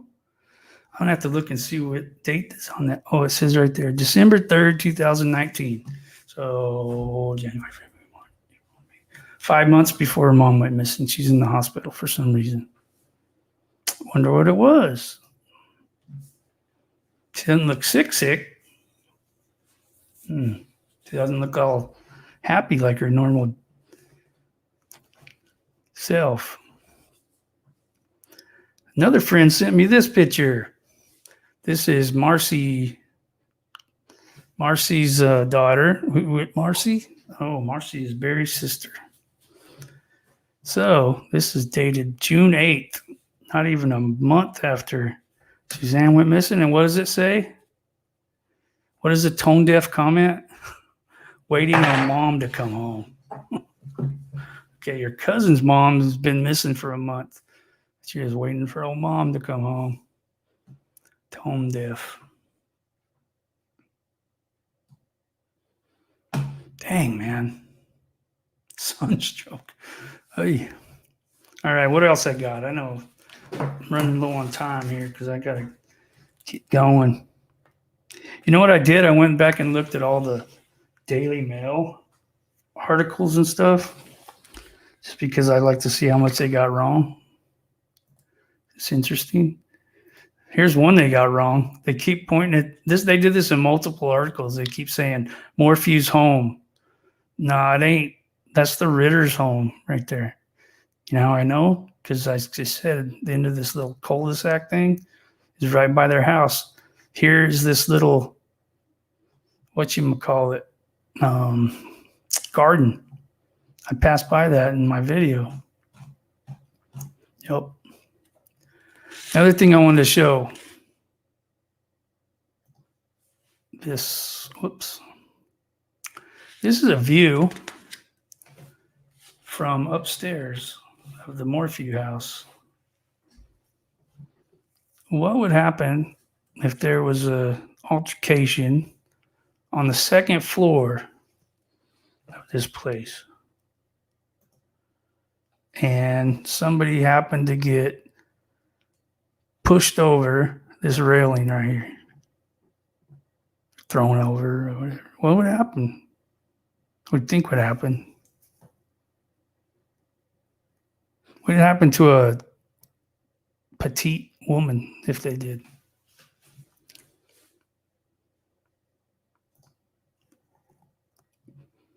Oh, by the way, one of the reasons I'm showing these is because I was going through and studying a bunch of videos, and I came across one of Paula's videos from Plunder. And apparently somebody had, she reached out to these people about this person that was apparently selling the Morphe's house way back in, trying to look for my notes and see when it was. Here it is. October 6th, she reached out. Actually, she reached out in June the 13th, asking about the Morphe's house, I believe. And she got an email, real hateful email back, saying that she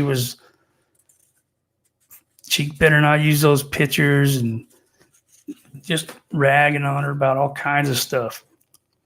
But she was this person that was saying this to Paula was claiming all kinds of, I got copyright. You can write copyright on this all you want, but once you post it on the internet, like for a house for sale, people can share your stuff.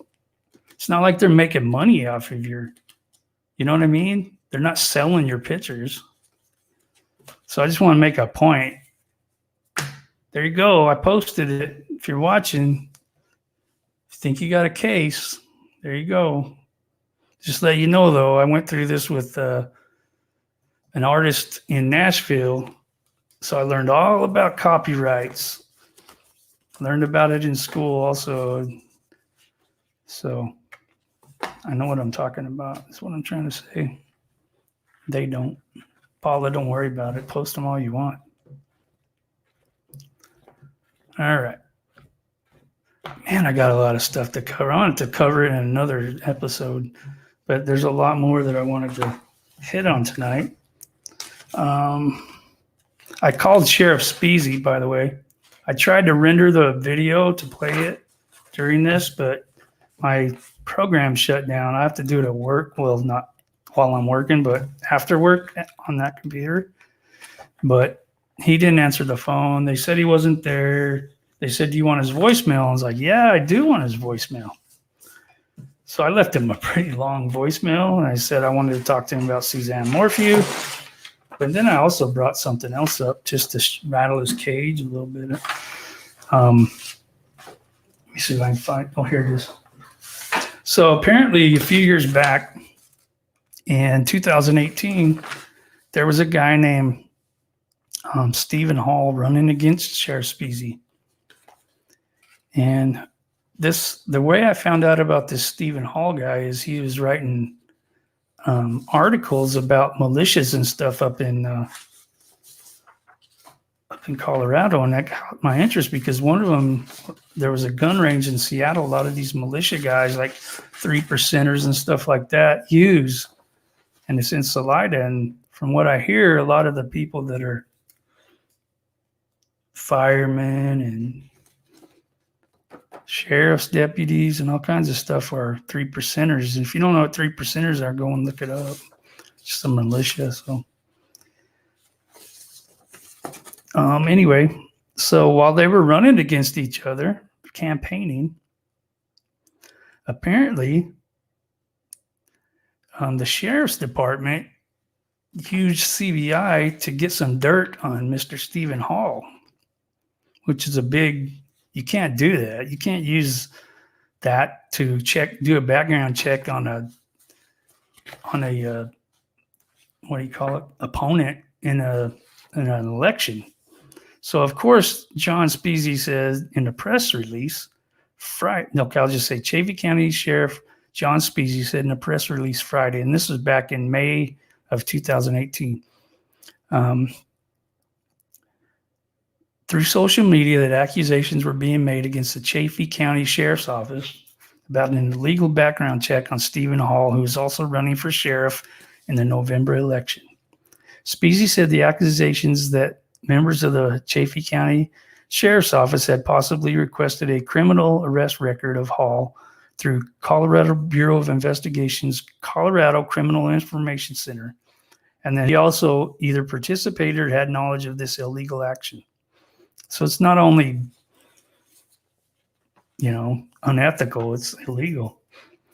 Upon hearing the accusations, Peasy said he immediately contacted the special agent. Yeah, I bet he did. In charge of CBI. As soon as he's heard as soon as he found out people knew about it, that's when he did this.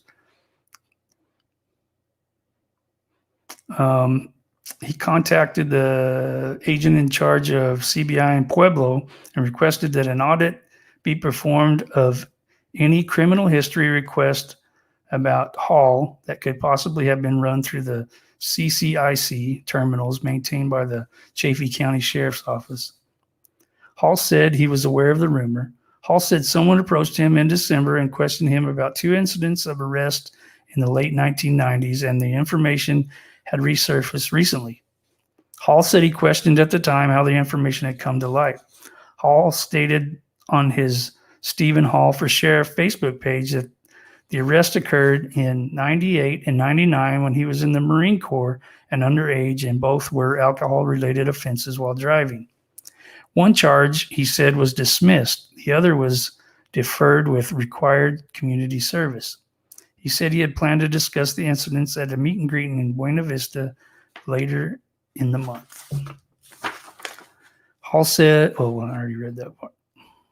Later in the month. Although Colorado is an open record state, Hall said records available generally would include convictions, but not arrests with no convictions. He also said one of the arrests was in another state. Hall said he believed the information came from background checks through CBI-CCIC, which would have to be initiated by someone in law enforcement and would be a violation if true. Hall said no one from his camp had accused the Chaffee County Sheriff's Office of wrongdoing. Speasy said if any questionable activity is discovered concerning the matter, he will contact an outside law enforcement agency to investigate any possible wrongdoing, and all information will be turned over to the district attorney's office.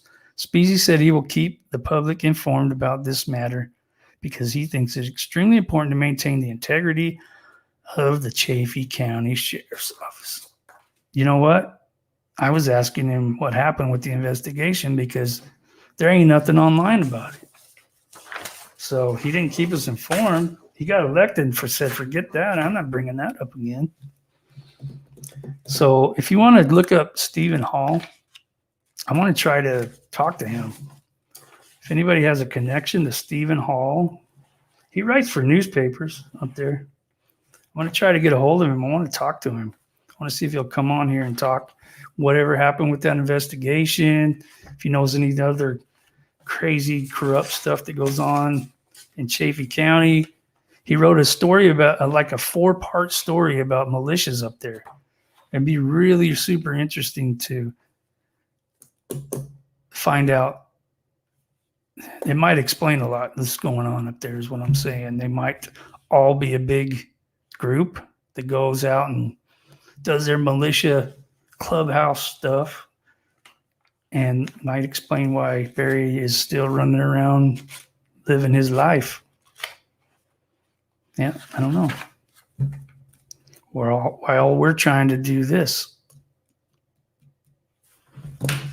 He ain't. All right.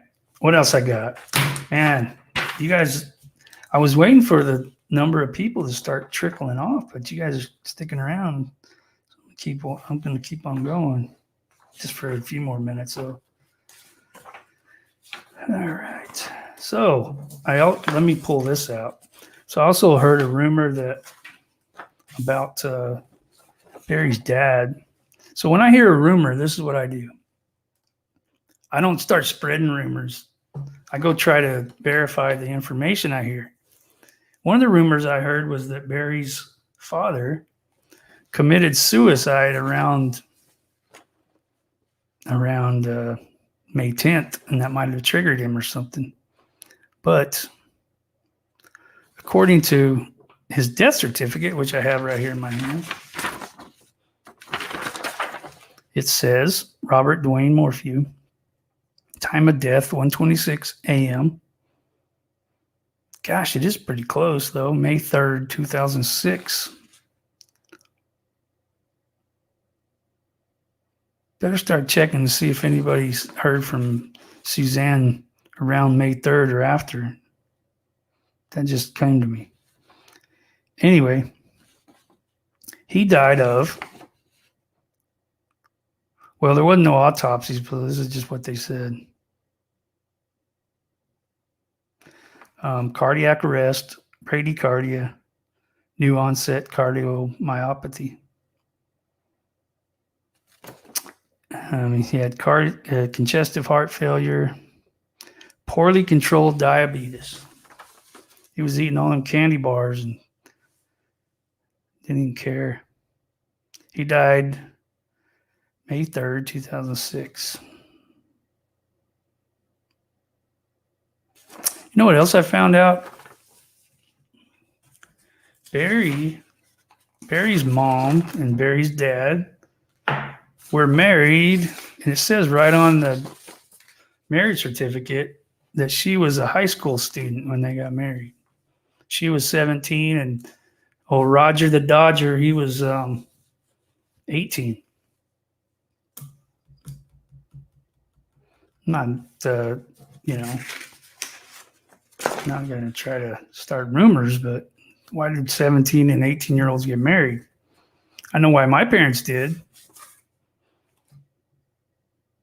Because I made an appearance. I was not planned.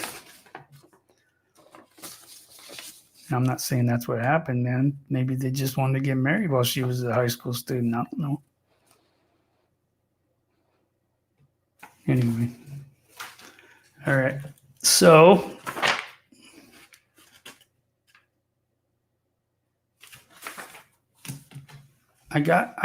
what I did was not too long ago, I went through the video Tyson recorded with Barry. And what I did was I transcribed it the best I could. There was a lot of areas I couldn't. But there's a couple things I wanted to touch on that we talked a little bit about, and then I'm going to look at your comments. So one red flag, I'm going to go through a little bit of this, and I'm going to point out what's a red flag to me. Let me show you what happened. So that's the first thing Barry said that I was like, what? How does he know what happened? We've had a lot of media, and obviously this is very emotional.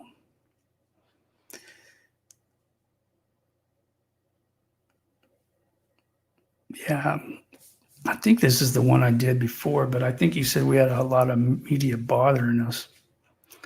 But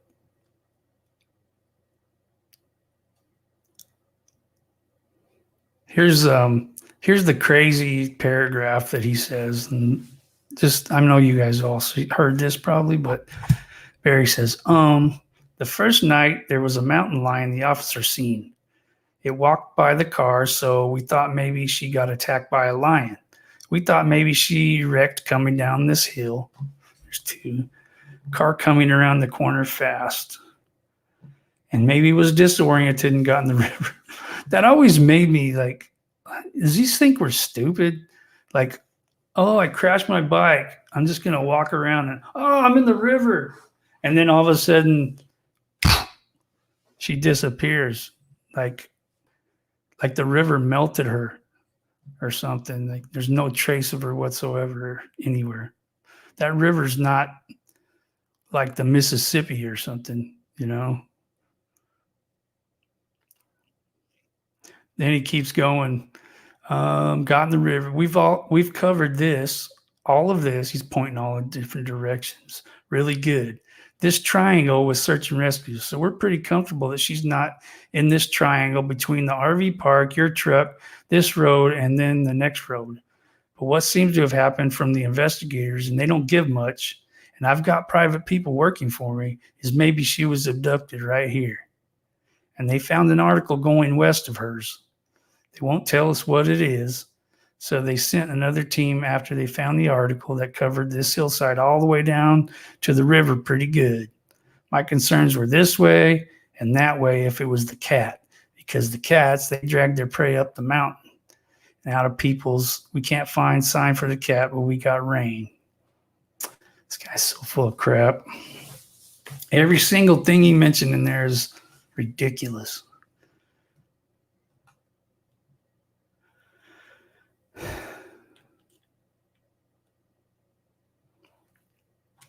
There was something in here I wanted to point out. Now I got to go look back through it.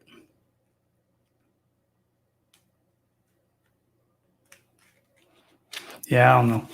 But yeah, there's a lot in here. I mean, I should probably just post this because it's pretty, if you listen to it while you're watching it, it's pretty interesting.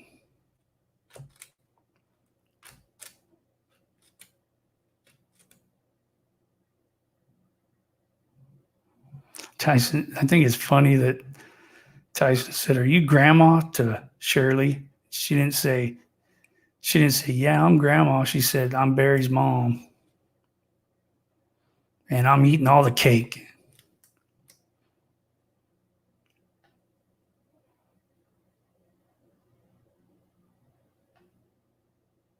So this part, I don't know why it keeps doing that weird stuff, but I saw it on the screen.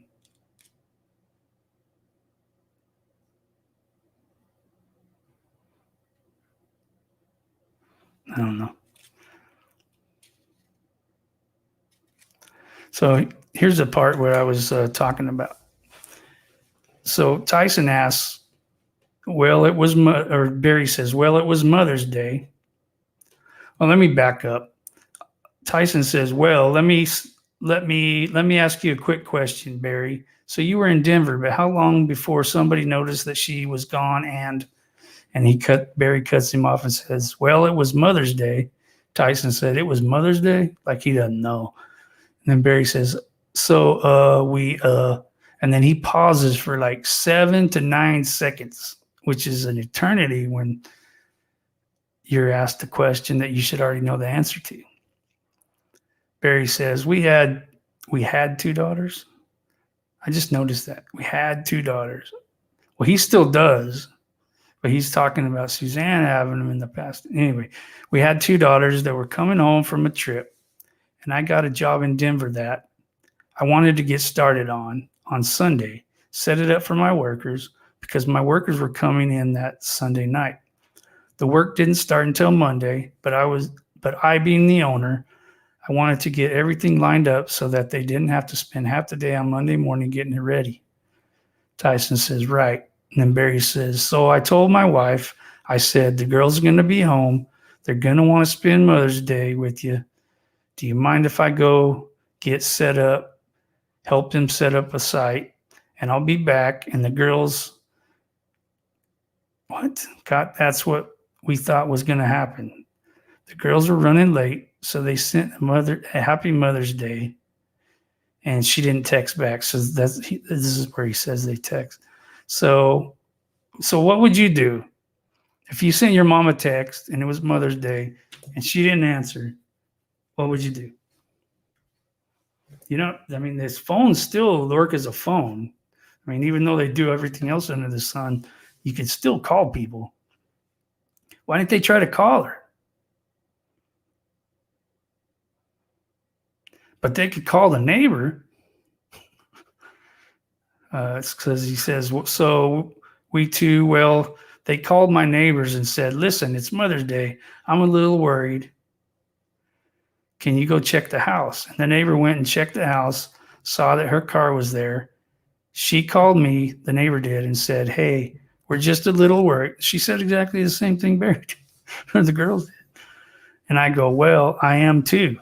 And then he says something inaudible, and Tyson says, yeah, and Barry says something else inaudible.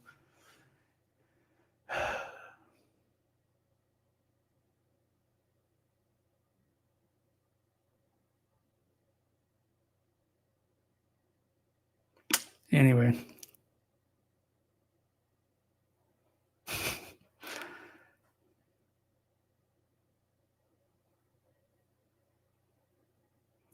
Barry asked Tyson, are you an undercover news person? Not even, he's not a news person, so. All right. Well, I'm going to go in the comments because it's almost 2 hours. I can't believe that.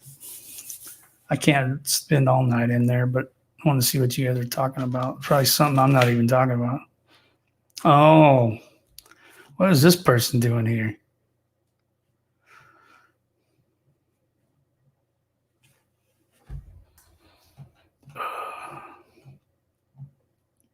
Yeah, there's one person in here I do not want in here.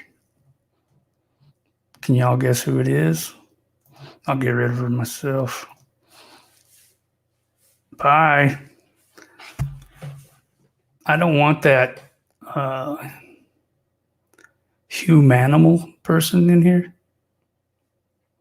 However you say her name. She's a horrible person, and I don't want her in here. I don't say that about a whole lot of people, but she's not a good person. So beat it.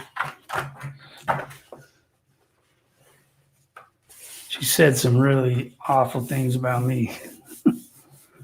Lies. Boom. I can't stand that woman. Sorry. I should be more Christian, but I'm just going to have to repent, I guess. I'm sorry if she's been in here a while, but I'm going to have to go through and just block people that I know ain't going to do no good on any of this stuff.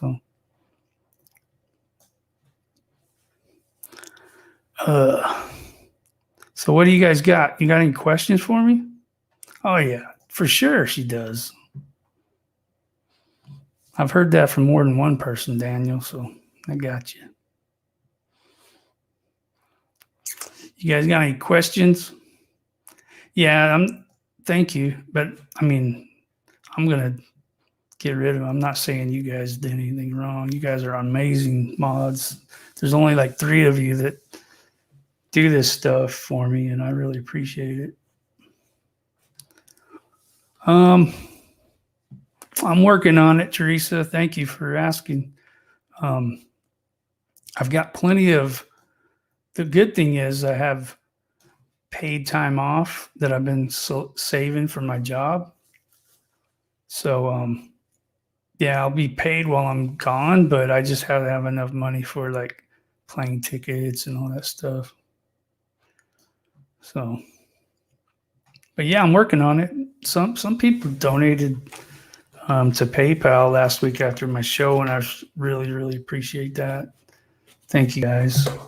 The last time I went to Salida, I had somebody just said, well, I'll buy your plane ticket. And then they were wanting to pay for the whole thing. And I took them up on the plane ticket offer.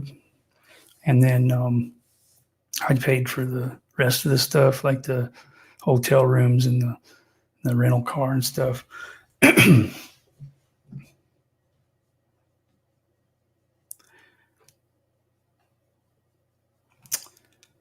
So I appreciate that. I'll let you know, but I'm going to try to get it by doing the photo thing, and I appreciate that. Oh, Triple D Shaughnessy. That's one of my favorite names on here.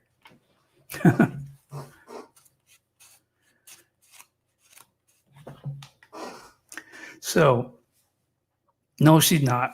Okay, listen, I know who I talked to this person, and she's not related to the Morphews.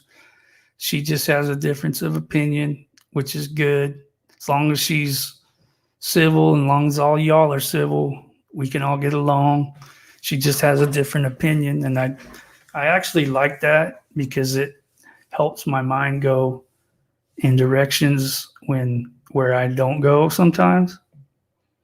So, yeah.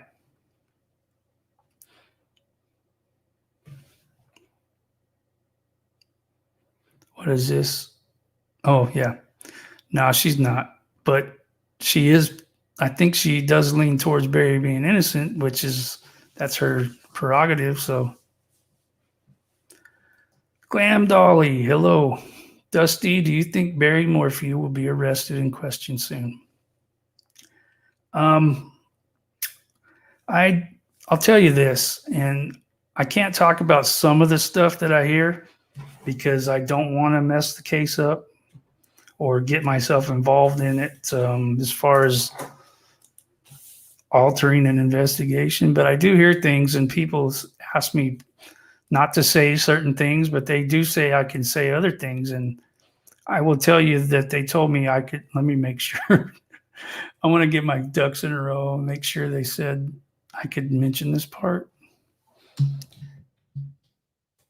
I don't want to say something I'm not supposed to say, because I like getting information from people that offer it, that are in the know more than I am. And I don't want to burn bridges, or I don't want people not to trust me when I say I won't talk about it. I won't.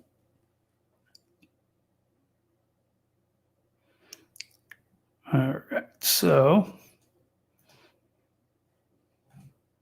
let me go back.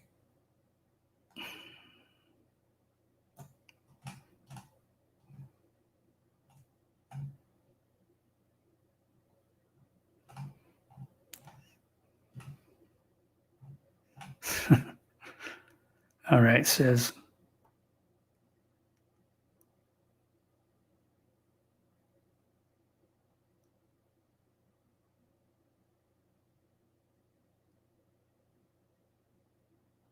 I'm trying to find it. Sorry.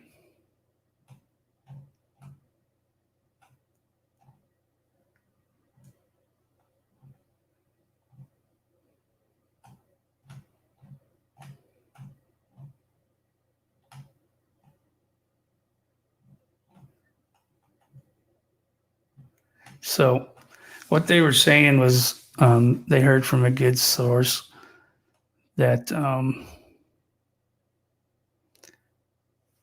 so I'm going to quote. It says, "You are absolutely safe to say Barry is the number one person of interest." So even though we might get discouraged thinking, oh, the law enforcement's not going to do anything, I do think that they are waiting for him to make a mistake or to have enough evidence to. You only get one shot at this thing. I hope he's arrested and questioned soon. I mean, he's already been questioned apparently, but I mean, anyway.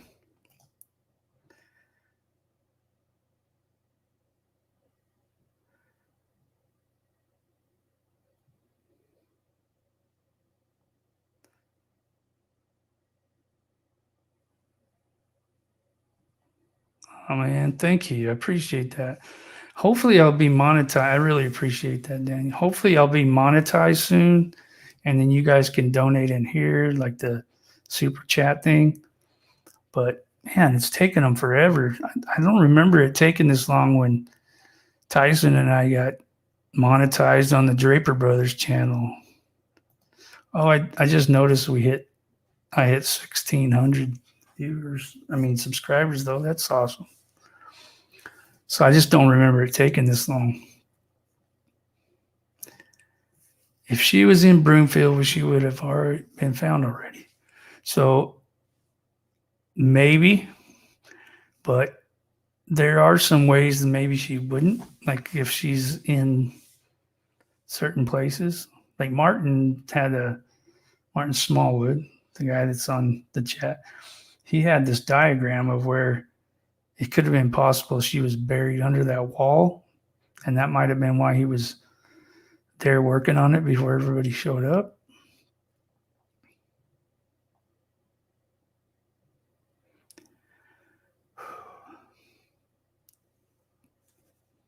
There was no reason for Barry to go to Broomfield on Mother's Day. Yeah, I mean, I'm almost convinced of that after reading everything Martin sent me about that. And another person emailed me, and this person's spouse was knowledgeable about the stuff Martin was saying and said he was spot on about his theories about how those things work, popping those caps off of those things up. I don't even know what he's talking about, but I mean, I do, but I mean, I don't know the technical words for all that stuff.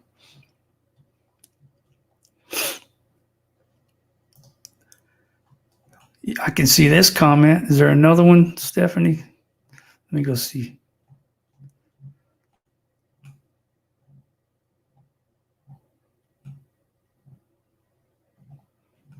I'm looking. Might have to write it again, Stephanie. I can't find it. Oh, that made me. I just got to the point where it said Humanimal was blocked, and it made me really happy when I saw that. You know what's funny about her? I'm going to give you a little. When Tyson and I first started doing the YouTube stuff, she was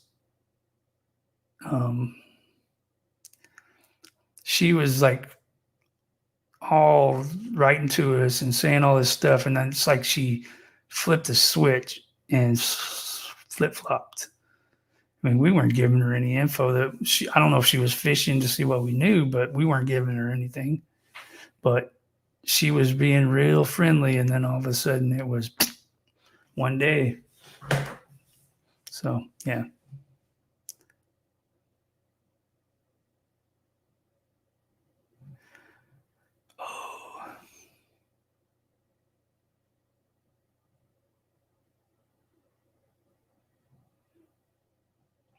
Trying to see what y'all are talking about. Just write that comment again, Stephanie. I'd like to read it.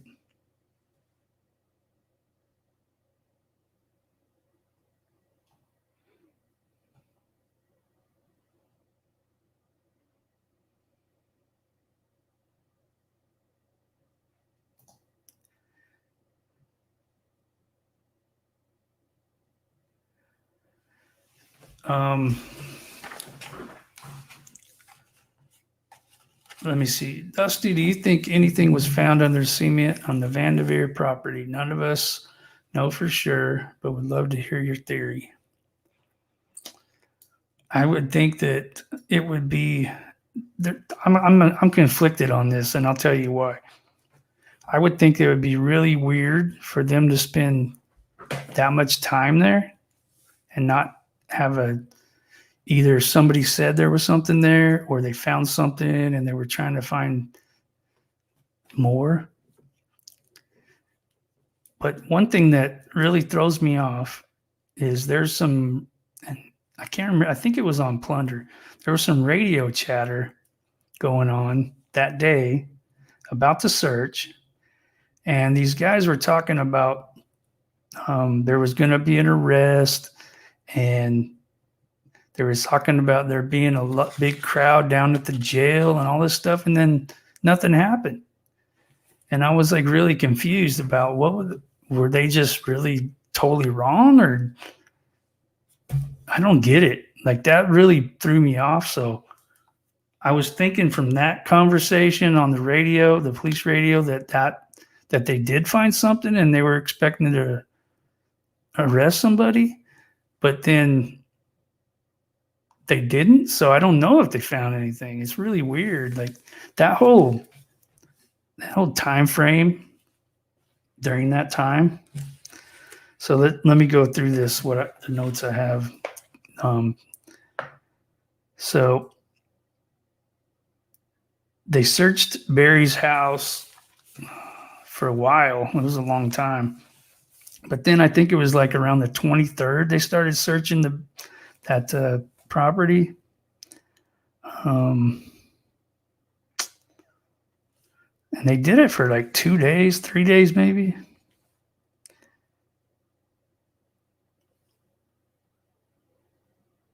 You know what's funny? There was an article, and Fire Chief Robert Bertram said that Barry is going out driving up the road trying to remember any suspicious vehicles he's seen. Okay, that doesn't jive to me. And that was on the 25th. Okay. Tyson was there on the 30th and the 31st and the 1st of June because he was there the next day too. So the day before he talked to Barry and the day after and the day of. So if what old Fire Chief Bertram was saying about Barry, why didn't he Why wasn't he suspicious of Tyson? He had no idea who Tyson was. He wasn't questioning him like he was like, what are you doing here? You know, how long you been here? He was like, hey, let me give you all this information. He wasn't like questioning Tyson.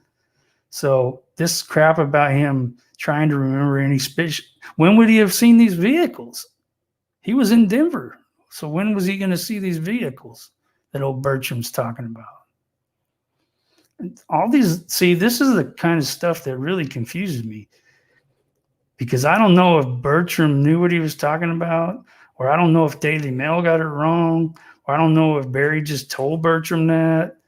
See, I don't know. So this, you never know what's true and what isn't. So it's really, really confusing. But I just thought that was crazy. But yeah, anyway.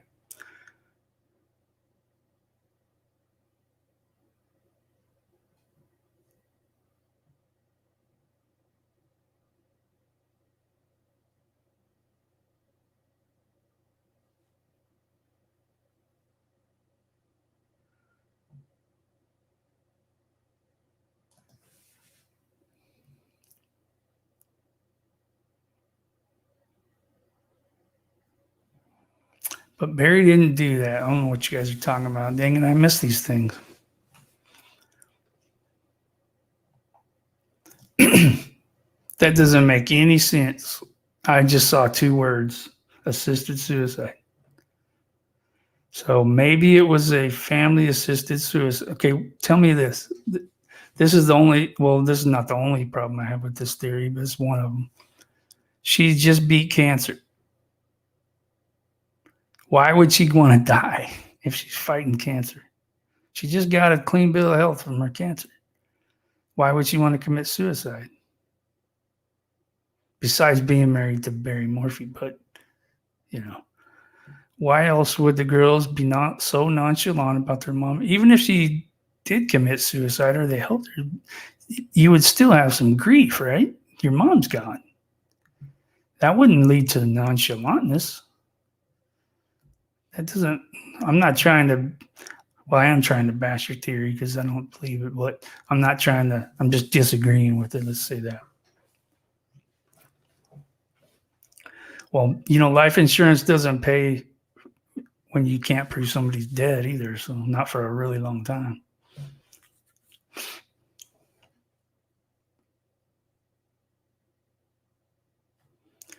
Yeah, I don't think that there would be any chance that she would kill herself. That's just my opinion. Take it from the Teresa.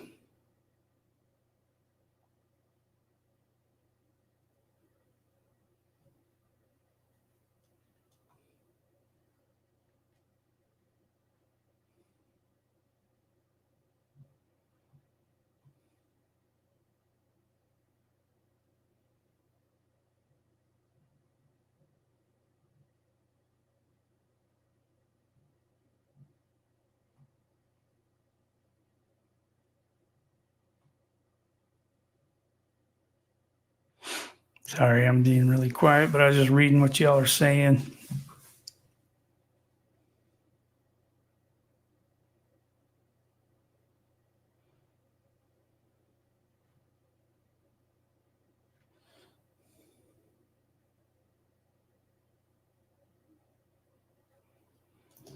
This is a good question. What time did Barry arrive in Broomfield? I think it's Broomfield. I say Bloomfield too sometimes, but I don't know that answer.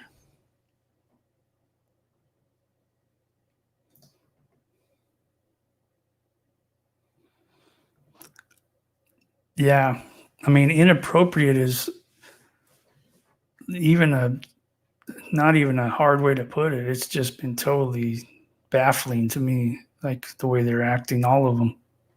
Not just those 3 though. The whole family. That's what this whole series of videos is, what I'm trying to point out. The whole family. And I'm digging deep. Like I found out Trevor Knowles' mom, she married his dad he was 27 and she was 18. So she was barely out of high school, just like she got married young, like their mom did. And his dad's name is Joseph. Joseph was married before. So I was trying to find out if Joseph Noel had any kids that would be like half brothers and sisters from his first marriage.